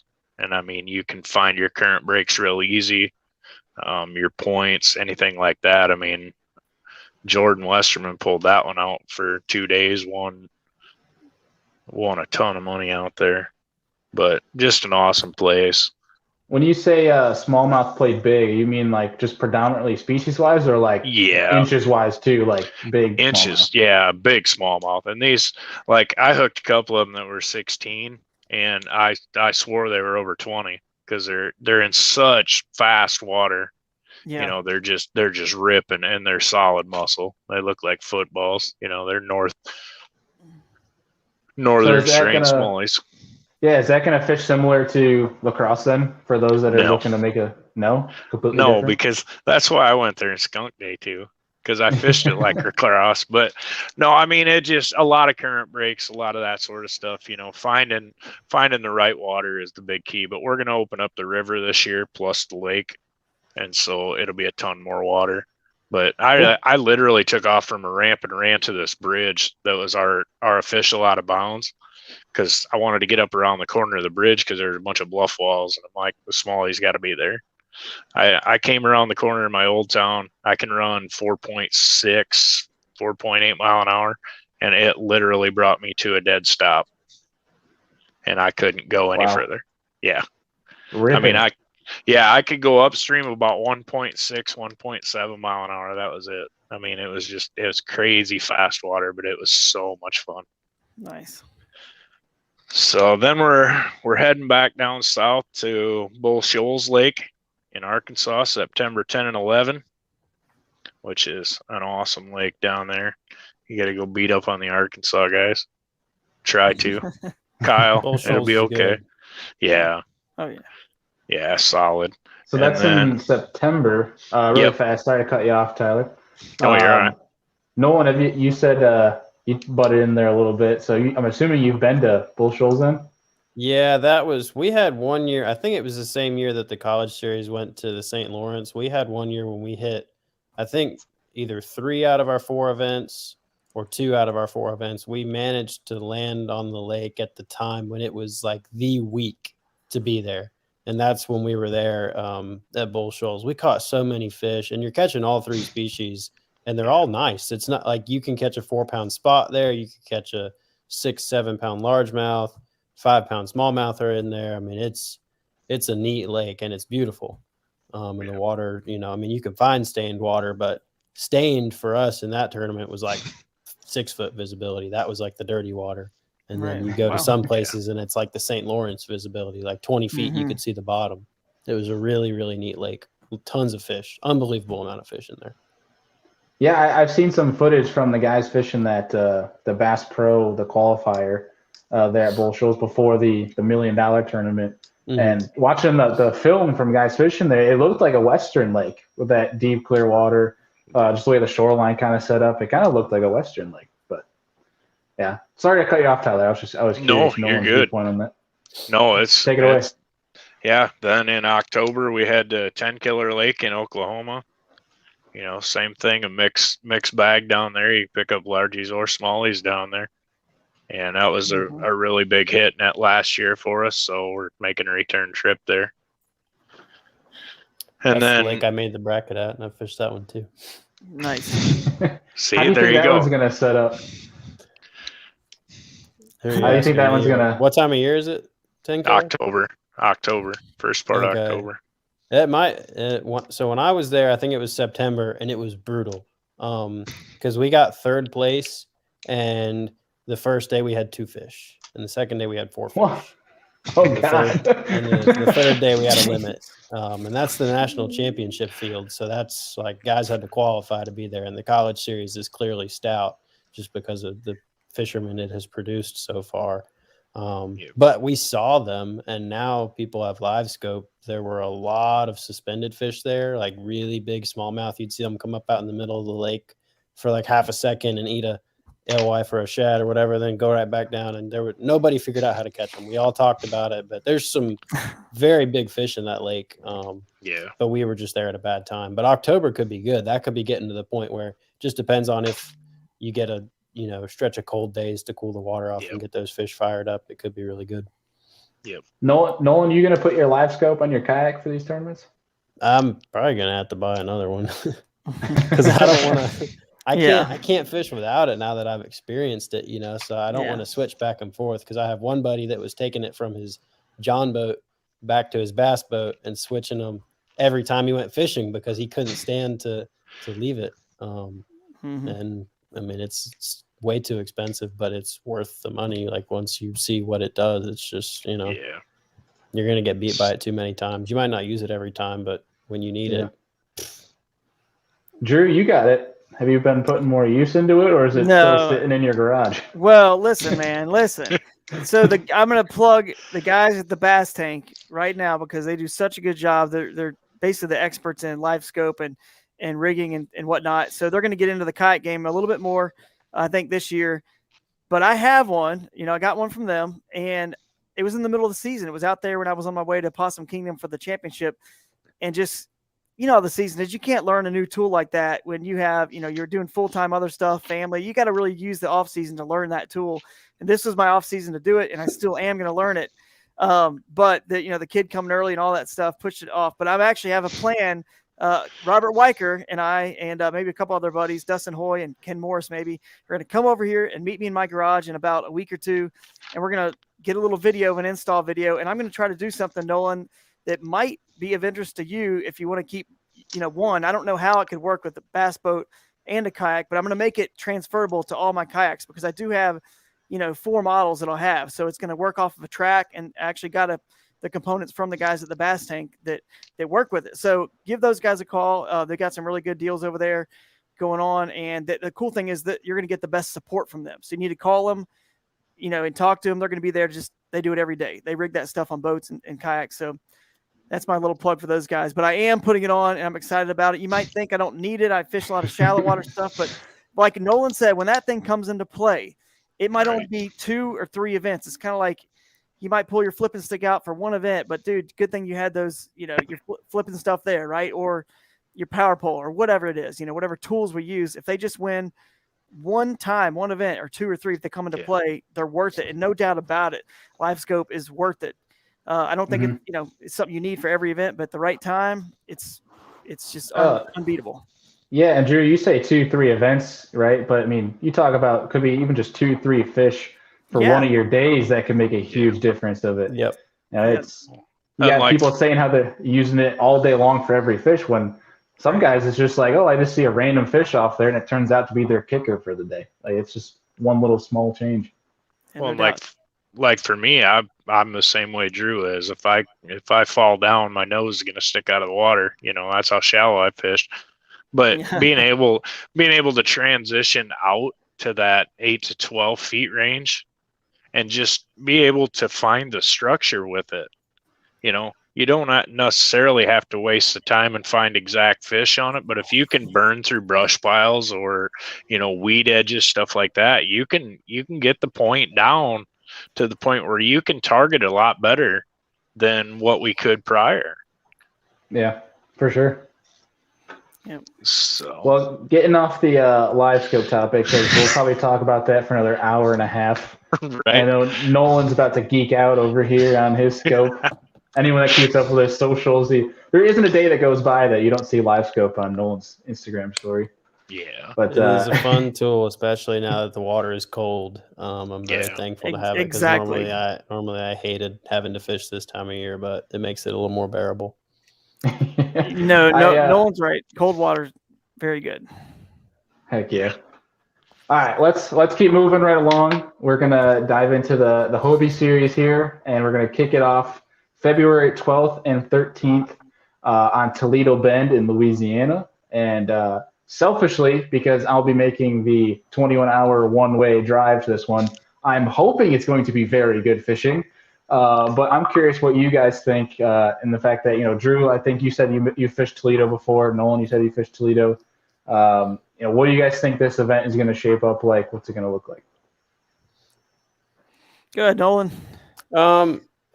I think it's going to come down to the weather, because if we have a cold front, it's going to be tough. And if it's, a stretch of warm weather, it might be really good. And there might be shallow fish that play. I hope it's cold, because I've been there twice when it's cold. So I kind of have some places that I might want to check out. But, I mean, we'll see. The fish live there. Toledo Bend is definitely, in my opinion, it's an overrated lake. It's not a bad lake for tournaments per se, but Texas is like, people think about, double-digit fish and all that. And when I've been there for these college events, we have 250 boats fishing 2 days before they cut, and there'll be like, maybe 3 8-pound fish that get caught. Like, usually when you're at Toledo Bend, if you catch like 13, 14 pounds a day, you're doing really well. And I don't know what lengthwise that would translate to for the kayaks. But it's not an easy lake, in my opinion. I've spent a good bit of time on it now, and it's, it'll test you for sure. Yeah. And I believe, I think I was talking to Daryl Gleason that like the grass is pretty much gone. Yeah, it's gone from what I can figure. Because when I was there the first time, there was one area of the lake that had grass, and I never went there. I never saw it, but there were a lot of boats fishing there, and they did really well. And then the second time we went there, there was like one patch, and there was one team that it was this dude from Louisiana, and he's like, man, I just punched this mat. And I'm like, dude, where the heck was the mat? Like, I didn't see a strand of grass, but he had one mat that he fished. But besides that, I mean, there was no grass. I think it's pretty much gone. The whole lake is just gone. Did they spray? What's happened to I don't know. Yeah, I don't know the story either. Here's why I'm saying that. Bailey, I may have mentioned this to you. I fished Toledo when I was a kid. That's the only time I fished it, because my grandparents retired on my mom's side on Toledo Bend. And so, I fished it as a kid. I think last time I was there, 12, 13 years old, grass was everywhere. I mean, that lake was just covered in, the timber that they left when they flooded the lake, and then just grass everywhere. Hydrilla, every kind of grass, just tons of it. So I don't know what's happened, but I haven't fished it. That's weird. Long time. So I would love to get back there. I don't know if I'll be able to make it happen, but I'd love to get back there just for sentimental reasons, even to go back and see my grandparents' old house and stuff like that. Yeah, I have no idea the reasoning for the grass just being completely gone. But if anyone's tuning into this or listening at a later date, obviously, hit us up if you do know what exactly happened. But there you go. Scott answered it. Dropped the lake, and I guess Oh. it killed it. To fix the dam. I was gonna say, it doesn't feel like the kind of lake where they would spray or get rid of grass for like recreational purposes, to beautify. It doesn't feel like that because there's all those trees sticking up everywhere. So why? I don't think the South does that. They're not like the North where they hate fishermen. They do. Oh, dude. Well, either way, tough. But I know the lake's pretty cool, and I've heard it's actually a really cool place to go graph with all the housing foundation and stuff at the bottom of it. So I think that one's going to be interesting. I still think it'll, for that time of year, like kind of like what we just talked about, could either be really good or really bad, depending on the But somebody will catch a big one or 5. We'll see what happens, but that one should be fun. And then the next one is the one I am most jealous of because I can't make it. I have to go work the MLF Red Crest that same weekend. But March 26th, 27th at Santee Cooper. That one I am so mad I'm missing because I've only been hearing really good things about what that's shaping up to be like. Drew, what do you think Santee's gonna take? Yeah, I mean it's unreal. Like we've talked about earlier in the podcast, I've been there, in the spring, and it's been unreal. And then you go back in October, and it's hard to get a bite. I mean, it's just tough. It's the South, so this is spring, right? You said what's the date? March something. March 26th. Yep. Yeah, it's going to be unreal. I'm just unreal. That's like the exact time you want to be there. Just they're all going to be basically spawning, like the majority of them. In that whole stretch right there, probably mid-March to early April. So it's just going to be nuts. You're going to catch a lot of big. There's going to be some 24, 23, 24 inchers, maybe even a 25. So it's going to be nuts. It's going to be high. You can catch them anywhere in both of the lakes. Up in the river. It's just going to be a real interesting, event to see if somebody can bust, I don't know, over a couple hundred, maybe 202 or 305. I mean, it's going to be nuts. So we'll see what happens. Nolan, have you fished Santee? I have not. Tyler, have you fished Santee? Nope. That's like a 3-day drive from my house. Yeah. That one, from what I've been hearing and chatting with a few folks about, is that's time of year where it's like 32, 34 pounds usually wins all the local tournaments. So I can only imagine with what you can get back into with those kayaks. Dude, it's gonna be a fun place to fish. I've only ever seen it once when I was driving across the bridge in the middle of the lake, and you just look off to your left side of the bridge as you're heading south, and all you see is just submerged timber for ages. So you saw a little glimpse of it in the elites. Was it 2 years ago they were there? Some of the stuff you can get back into is going to be be a fun place to have a kayak tournament. It's a good kayak lake. It really is. So there's a swamp up, where the water comes in. I can't remember which one the northern lake is, if it's Moultrie or Marion, but you got the swamp up there. It's just a real good, like you're saying, lots of shallow water and these little backwater bays and ponds, and boats can't really get into all of them. So it's going to be a good kayak. And there's some areas that boats aren't even allowed to get into. I can't remember where they are, but so definitely going to be a really good event. I'm pumped. Yeah, it's a nightmare for boaters and Santee, from what I like Lake Fork, a bunch of these different southern lakes that are just timber everywhere. But moving right along to April 23rd and 24th, a lake that's been very popular in the past couple of years for the kayak trails, and that is Lake Eufaula in Alabama. What do you guys think about Hobie going back to Eufaula after having TOC? Yeah, it makes sense, I guess. They have their relationship, and it makes sense. And obviously it's going to be a different time of year. It's all going to change. Bass was there in May. I fished that one. And 25 of the 100 anglers in May, I think it was May 7th, caught 5. So 25 out of 100. So it can still be challenging, but I think being a little bit sooner is going to be just right on the money. So we'll see what happens. It's definitely a fun lake, but like we've talked about before, the grass isn't there like it used to be in the past. The pressure is unreal. It's just, it's just gonna be hard. It's gonna be hard, even though it's spawn. It's still gonna be hard. It's not its heyday like we were talking about with Toledo Bend and other places. And they all ebb and flow. The grass will come back in these places as well, since they're not spraying it for any sort of recreational purposes. It'll come back. Things will change, but right now it's a little bit down, but still going to be fun. it's going to be a grind. Someone's got to win. Probably 90s, somewhere in the 90s. Yeah, I think obviously everyone knows Eufaula from watching different like elites and such. But it's been a brush pile lake. People can scope different things. Like we watched Buddy Gross when they're doing the same thing. A lot of guys were scoping brush piles with jerk baits, swim baits, all that jazz. But then Christine won it up shallow in exactly what Nolan was talking about with the Harris chain up in that pencil grass. Just slow. I think she's throwing a stick bait and a fluke, but it's I think they kind of exposed some things to the place that you can kind of get creative. Not that people weren't doing it, but that it's just known to be this offshore fishery when got one on the bank. So who knows?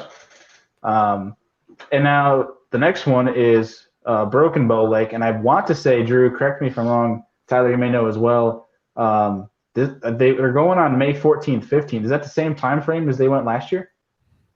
Was that in May or was it later? I think it is around the same time. Yeah. Yeah. And I've heard this place is absolutely gorgeous, and it's actually some pretty good fishing. Nolan, have you ever been down to Broken Bow? I haven't been, but I'll be there. Actually, it was March. Definitely make sure that I'll be there. March. It was March. Yeah, March 6th. So, yeah, it's later. And Drew, did you fish this one? No, I did not go to Broken Bow. It's a little ways away, from the Cleveland area. So I didn't fish it, but I want to fish it really bad. I really do. We'll see if their boundaries or anything change. They've cut off a lot of the river that feeds into it, which, I don't really know, why, but I prefer to fish rivers. I mean, I like to go to tournaments, and it's also just the time I get away to fish, like a lot of you guys, watching and listening.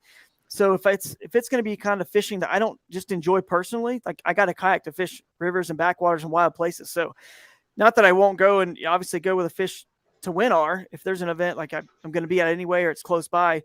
But if I'm going to travel that far, I want to fish some water that I just kind of enjoy. And so I was like, a lot of the river's off. I'm probably just going to pass on it. So I don't know if the boundaries will be the same. Hopefully not, but and I'd like to go. So I know it's a really good fishery, and it's just gorgeous. Like you said, there's not a lot of houses or docks and things like that. It's very remote. So I'm excited. I love fishing lakes like that. So, hopefully I can get a chance to do it. Tyler, you got anything to add on Broken Bow? I don't know if you have any experience on the place. No, I've never been down there. I know the numbers were good out of there last year for the Hobie event. I mean, and you get people rave about it. They love the lake because, like they said, it's kind of like a watchtower. It's a gorgeous place to fish. Yeah. So I know Guillermo raves about it. Guillermo, I think Joseph Sanderson, both those guys told me so many good things about it. Like it's underrated. No one knows how good this is. So it's definitely one to go hit. And they had good numbers, and no one had ever heard of the lake, outside of that area. So that just shows these trails, like you can go to places that aren't the quote unquote names we've been marketed to our whole lives, those elite series events. So I'm glad that Hobie's going back there.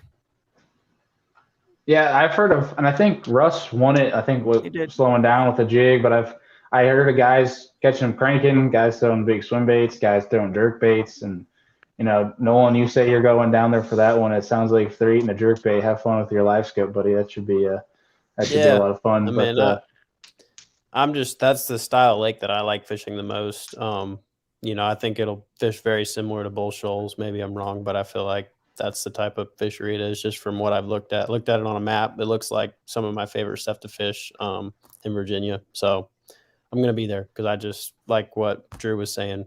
I want to fish something that I enjoy fishing, and that one stuck out to me as the one that I will probably enjoy the most out of the whole schedule.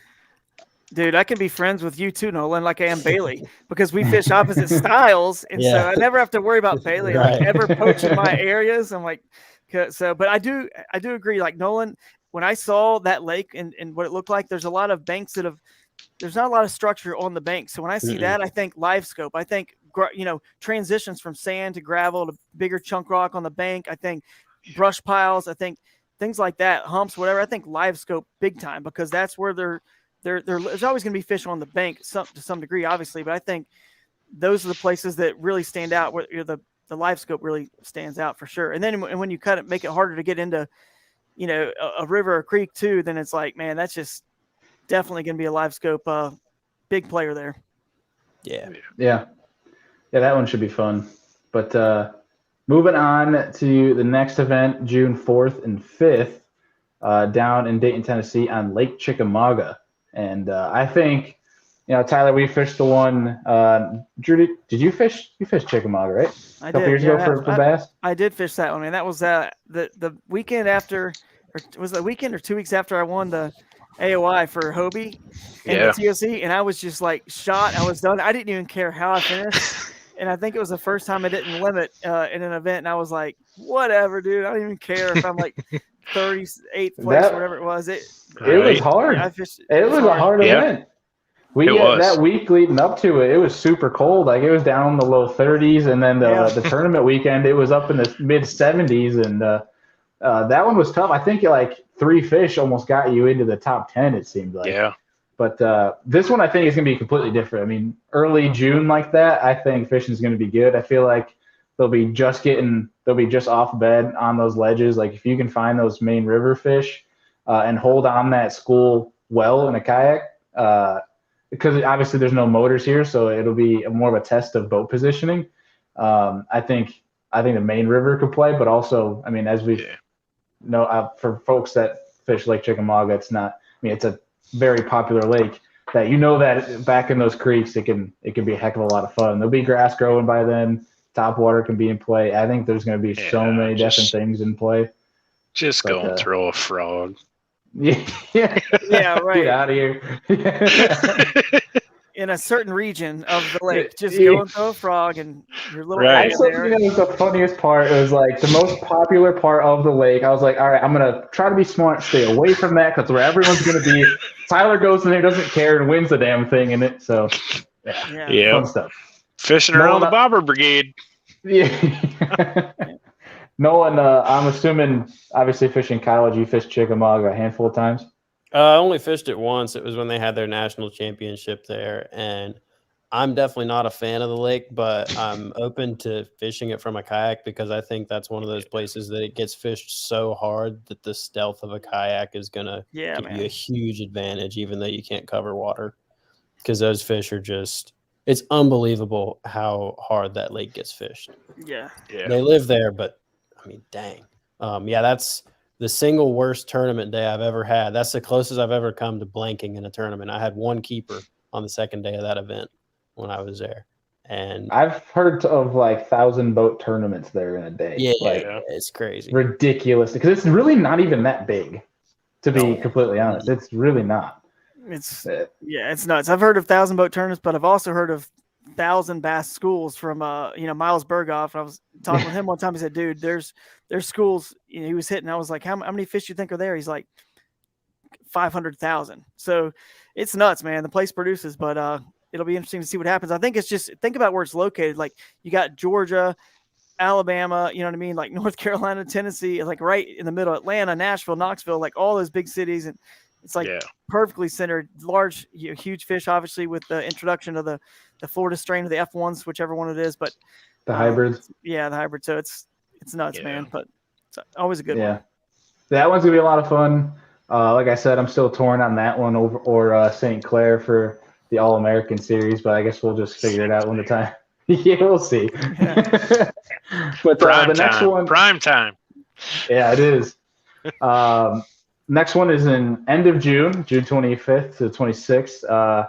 I think the most northern any trail goes this year to Lake Winnipesaukee in New Hampshire, which I'm unfortunately not going to be able to fish it, but I know that this one is going to be a lot of fun because there's big smallmouth. They like to get shallow, and there's also big largemouth. I can't speak on the grass for that lake because I've never been there, but I've had friends that fish it, and they say big spinnerbaits up shallow. You're fishing it kind of like Nolan, to put it into terms like an Ontario or St. Lawrence shallow smallmouth. It's very similar to that. So I think that one's going to be a lot of fun too, just because I think KBF might have gone there, Drew. But other than that, I don't think any of Big Trail's gone there before. I don't know, man. I don't even remember KBF, but it may have been before I started really fishing, these tournaments hardcore last just a couple of years. So they probably have been there. I could be wrong too. Maybe it was actually the Candlewood. What is it? Candlewood Lake. Candlewood. It's further. Where's that? Connecticut or something? Yeah, it's Connecticut. That's a really fun fishery too. Yeah. But no, I think that one's going to be good. I think that one will take low to mid 90s each day as well. Winnipesaukee. I mean, it's a northern fishery in end of June. I mean, it's gonna be a lot of fun. Yeah. Nice. That's and then definitely a weird one. I just think because like none of us have ever really heard of it. Like everybody's saying, and it's really cool. It's an oddball that I researched it. There's not really that much out there about the lake as far as the bass fishery goes. Yeah, I like that. Should be cool. It looks really cool on a map. Yeah, I've got a buddy that went there. I think it was like mid-May, and he just absolutely wrecked him. But I have a buddy that lives around there that fishes it throughout the year, and I'll poke some fun at him because I know he listens to the show. That if he can catch them throughout the year well, then everyone will be able to catch them throughout the year well. So it should be a fun event. But moving on to the next one, I think it could probably be the people's favorite, really, and one that's a lot of fun, and that is the Susquehanna River up in Pennsylvania. Drew, are you going to be able to make this one? Because I feel like this one is this is Drew Gregory's tournament. Dude, it's, I've last couple of years done real well in that event. Fished that river a fair amount before they even started having the tournaments there. So yeah, I mean it's when I'm looking. I think I got a 3rd place and a 4th place there. So and I just missed finding the right fish on day 1 this past year. And I know we all probably say this when you finish in the top 5 or 10, like, if I would have done this or I should have, could have, whatever. But yeah, I feel like I kind of blew a chance to win that one this year, really. But so yeah, I've got good experience there. I'm excited about it. It's a river event. I'm the river bass and guys, you guys know. So this is sort of the river section of the Hobie series and schedule. And after COVID sort of let loose, and I got life settled into Ohio from North Carolina where we moved, and was able to fish those last 3 Hobies in a row with Susquehanna, Dardanelle, and the Coosa chain, and then the championship or whatever, the TOC in Knoxville to get the AOY. This is where it started for me. And I, love the Susquehanna River.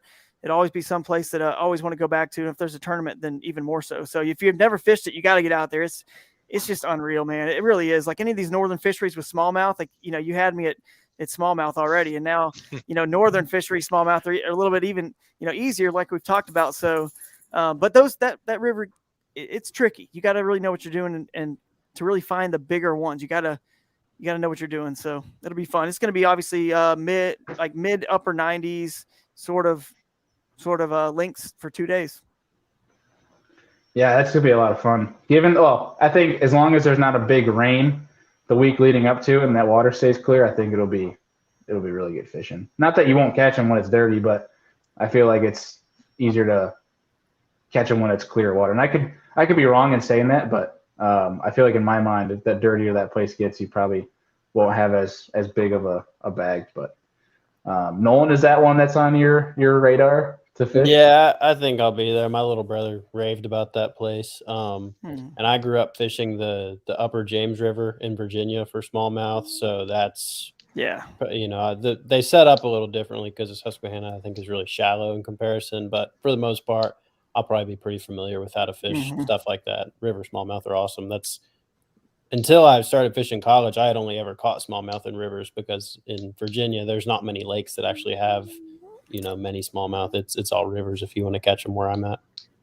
Yeah. And I feel like, with you earlier in the show talking about you and your brother kind of working together this year, I feel like if there's a tournament to do it at, like this is one where it would really be effective to kind of, especially with, drifting and going down river, making, Boats.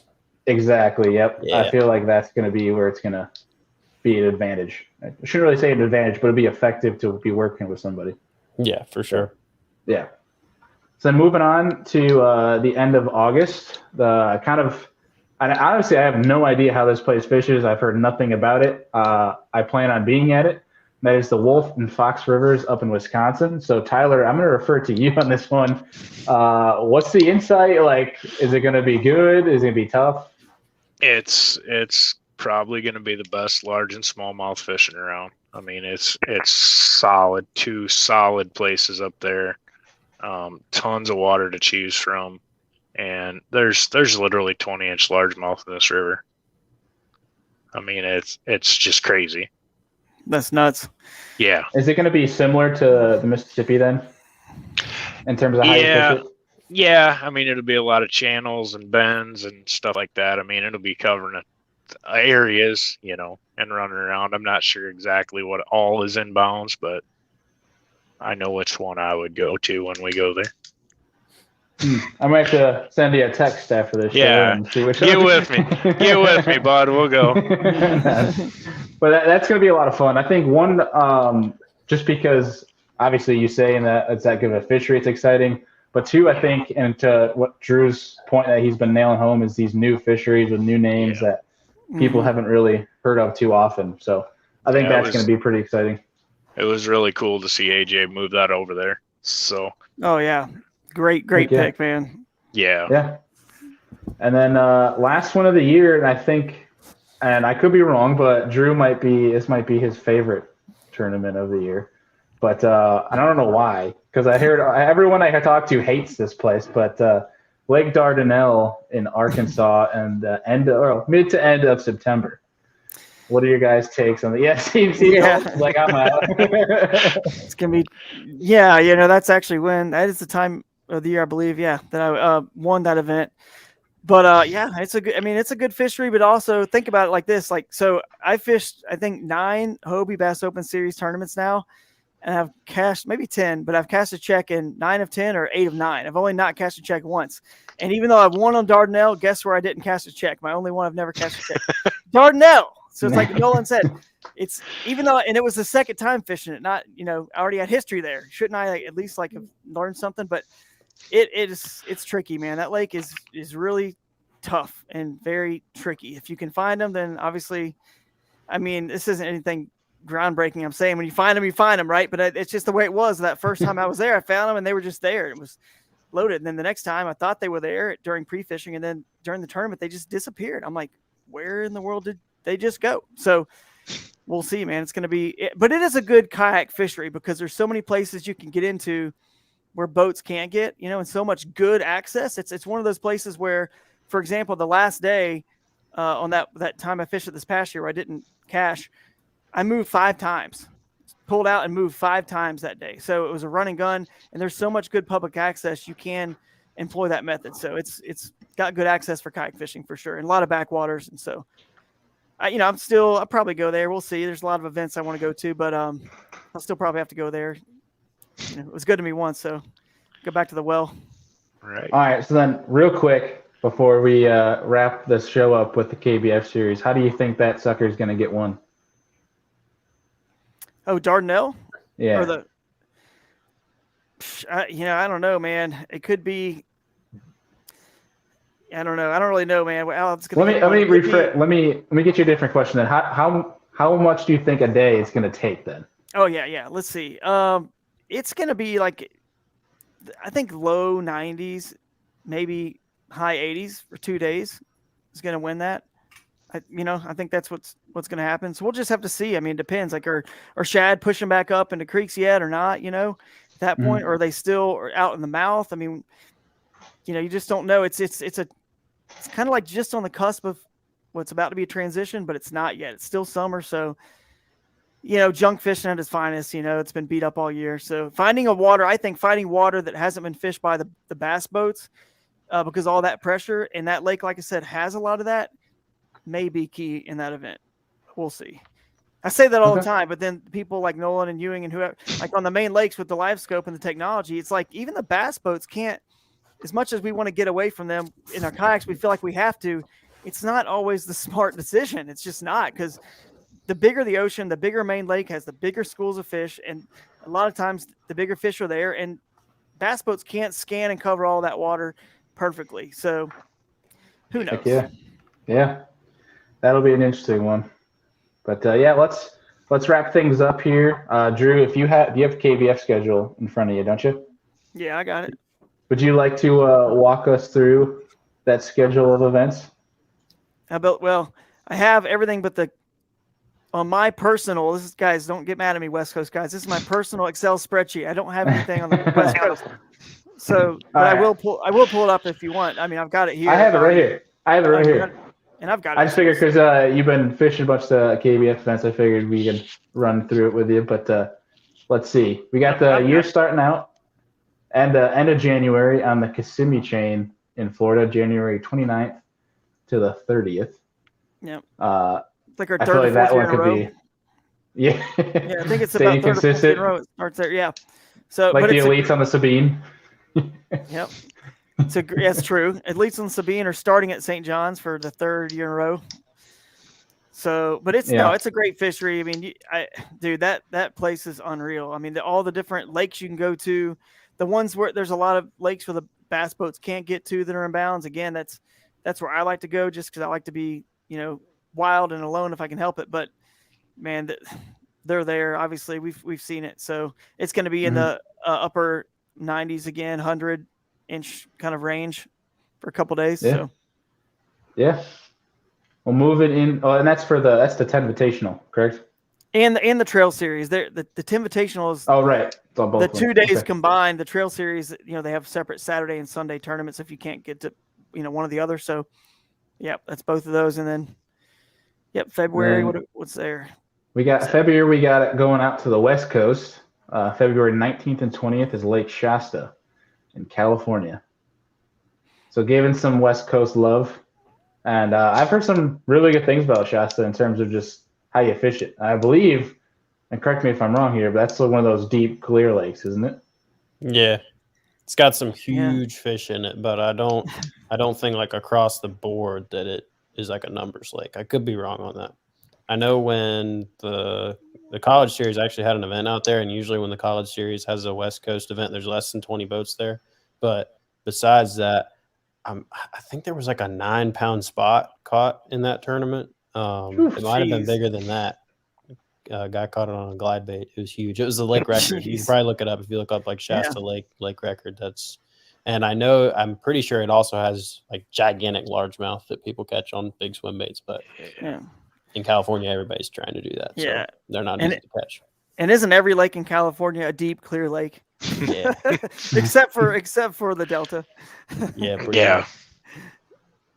Let's see. And then after that, we're going back out east to Lake Murray in Columbia, South Carolina, February 26th to the 27th. Same time as last year. I mean, pretty much identical. Yeah, same time as last year. Cody won. Cody Milton won that event. Every year that place will put out some big. I think he had because it was 2 separate tournaments. He won one of them. I think he might have had like 105 or something super high. It was like 104. It was really up there. 102. And he caught like a 25-inch, like a 10-pounder. So it's got him for sure. It's going to be.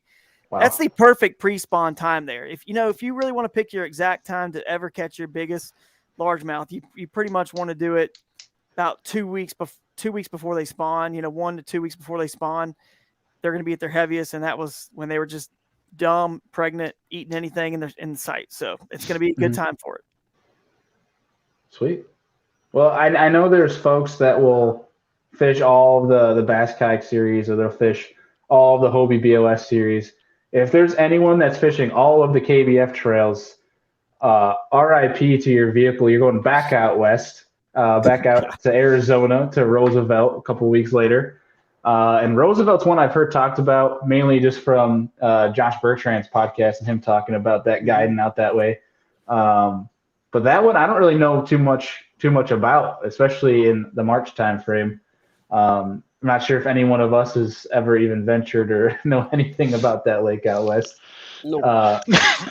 But from what I've heard just from listening to Bertrand talk, it's like it's a clear water fishery, and you just burn the bank with top water spinner bait. I know Josh said he throws a spy bait along the bank there a bunch, but when it comes to Arizona fishing, I don't know diddly squat or where to start. So yeah, I don't know. I'm gonna have fun as a fan watching the whole West Coast swing that KBF's done this year. I'm really glad they did it, so I'll be excited to see how it's all won and just something different, going on.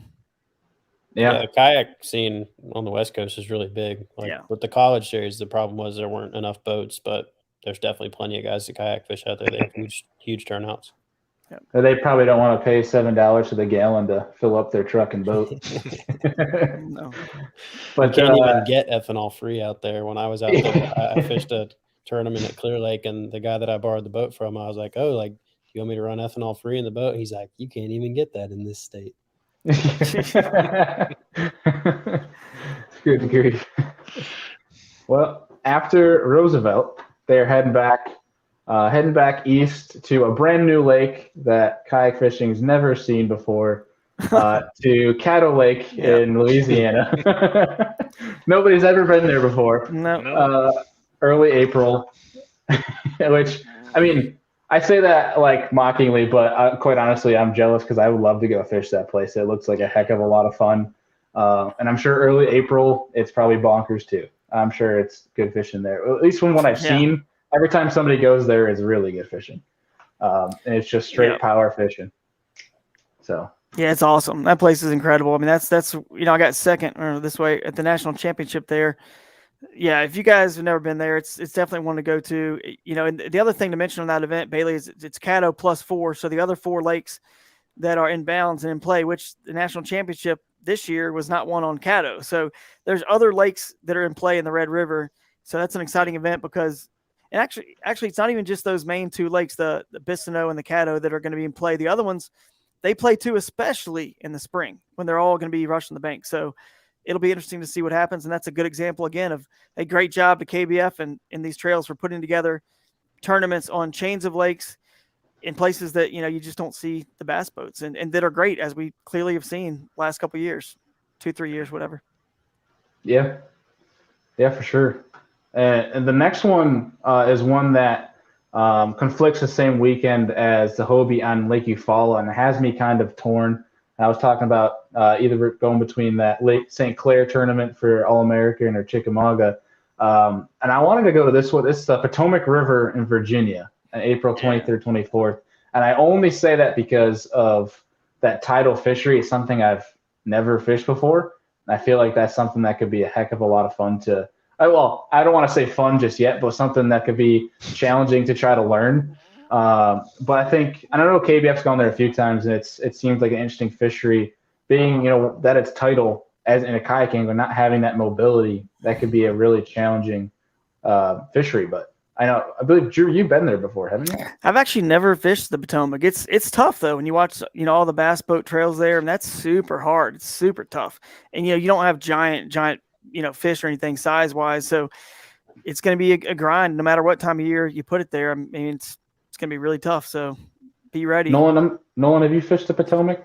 Yeah, it's only to the Potomac from my house is about an hour and a half to the nearest ramp. I've fished it a couple times. I don't fish it a ton, and most of that is because when you fish a tidal fishery, your best bite is a short window, so it's hard for me to justify driving that long if I'm only going to – I know when they're going to bite, but it's just, usually you don't catch them throughout the whole tide. But I fished a college championship there and made the final day cut. It's a good fishery.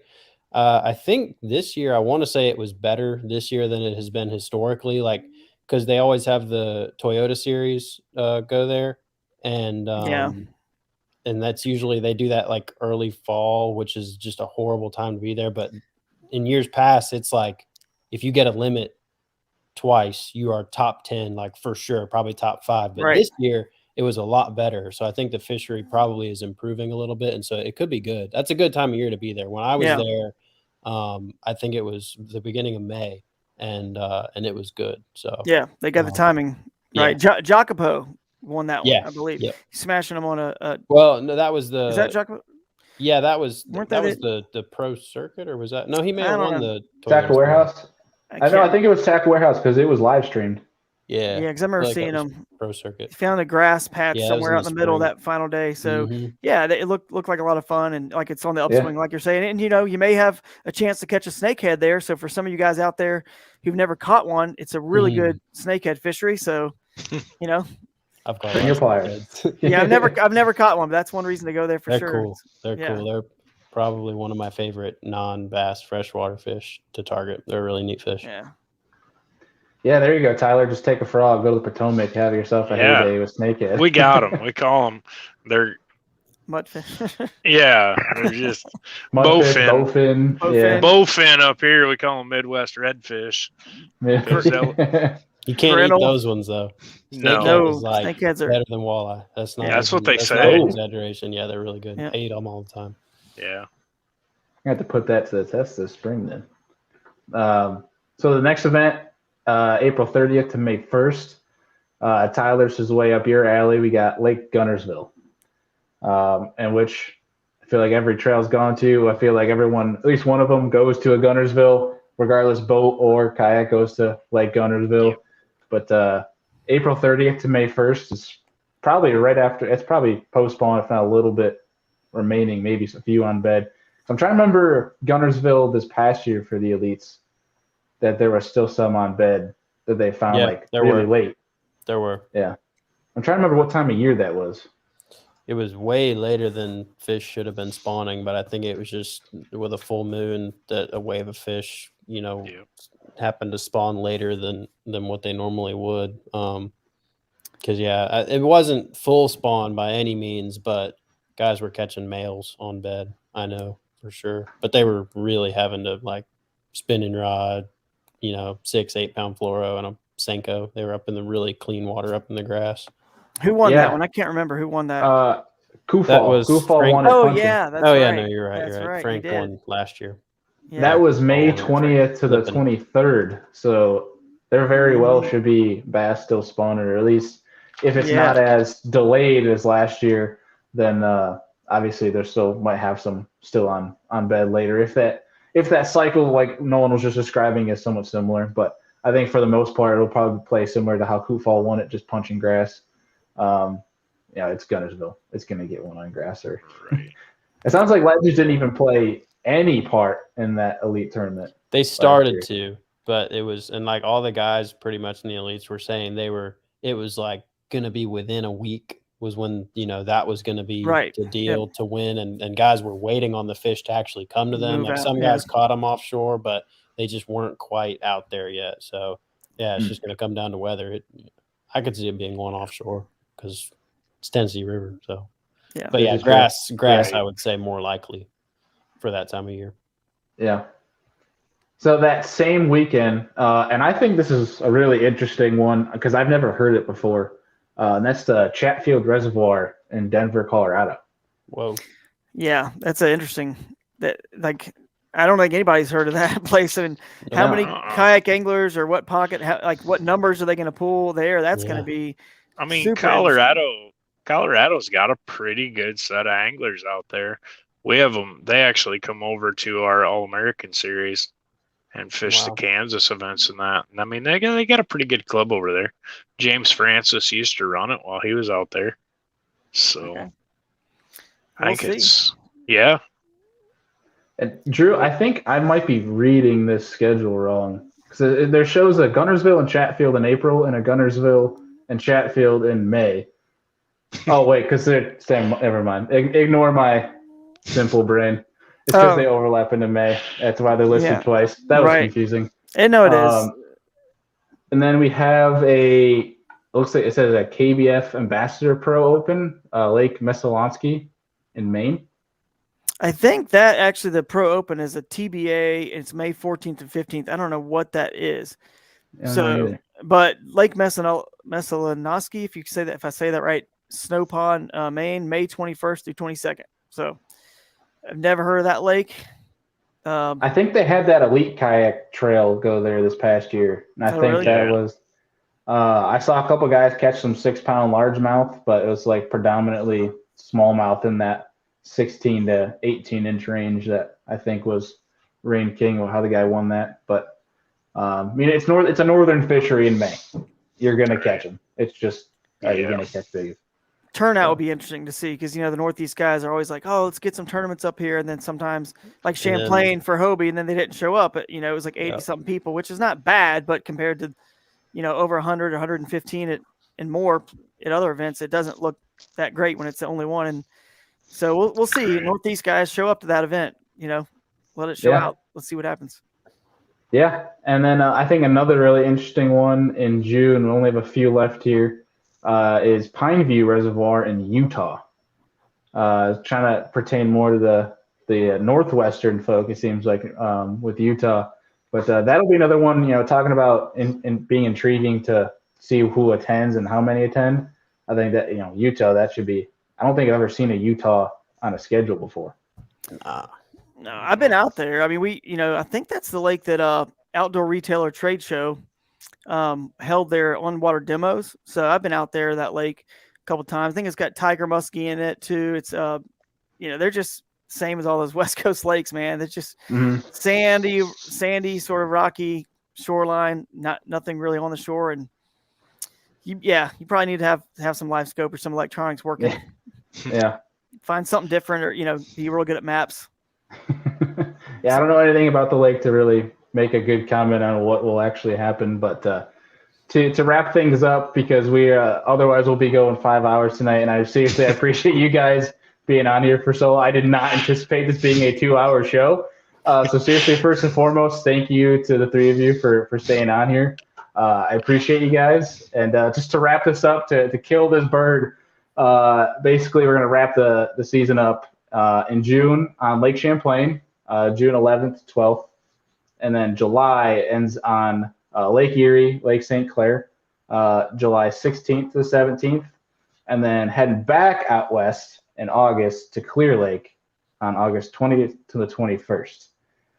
And then, so Tyler, if you make any of these events and qualify for the national championship, you're headed to your favorite place of Kentucky Lake.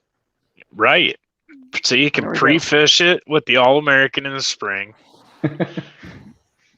Yeah. There you go. Yep. But I think that being said, I'm just kind of curious. We'll go quickly around the room, not to divulge into the entirety of the schedule, because I'm sure you guys got a bunch. Tyler, you mentioned you're fishing the All-American, but anything else that you're going to plan on fishing this year?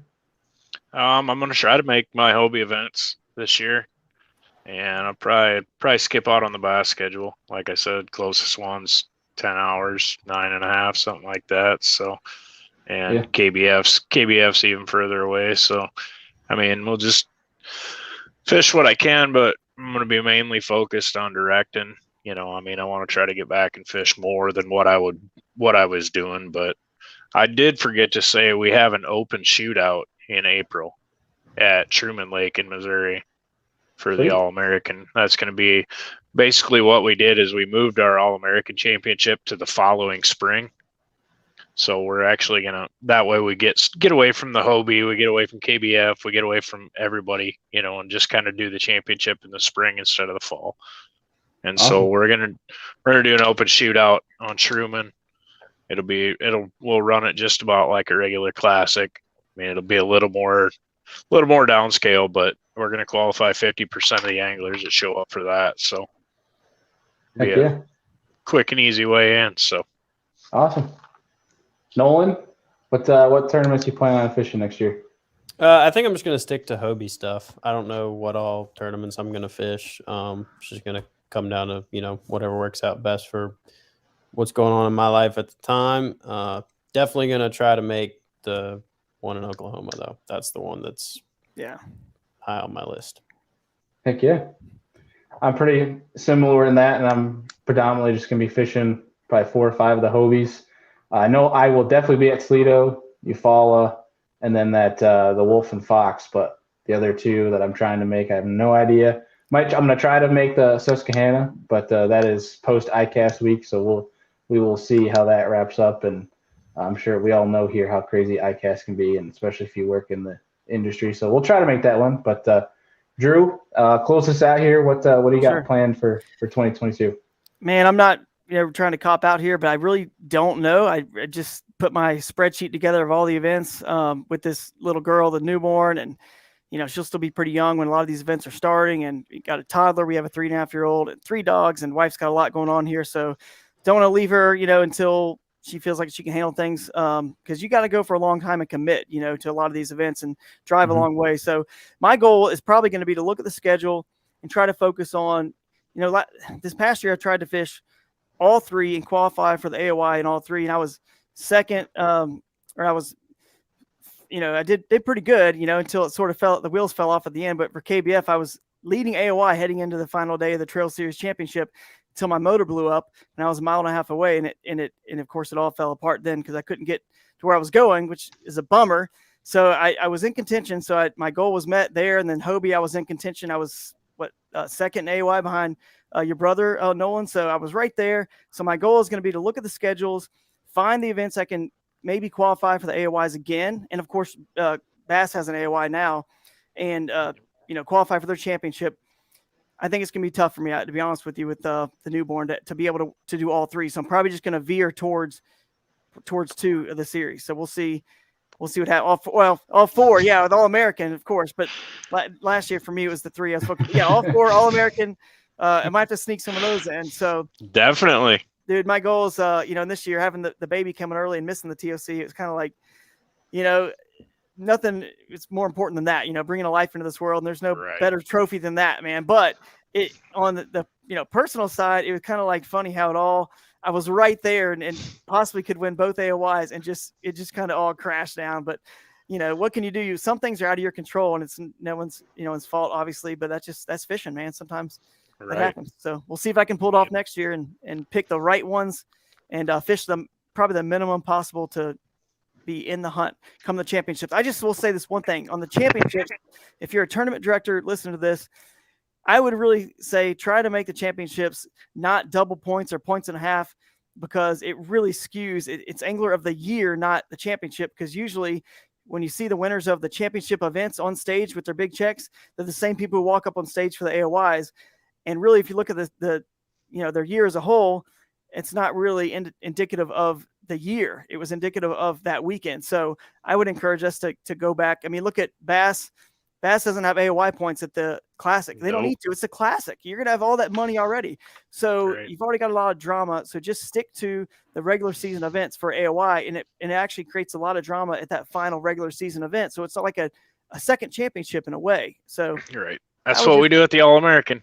God, you guys are end of the season. It's done. Points are done. I'm gonna have to reconsider going to that one this year for sure, man. You got a lot of good ones on the schedule. So I'll send you the schedule. Yeah, absolutely. I didn't hear any conversation about points this year, ever. Yeah. In my house. Yeah, I'm sure.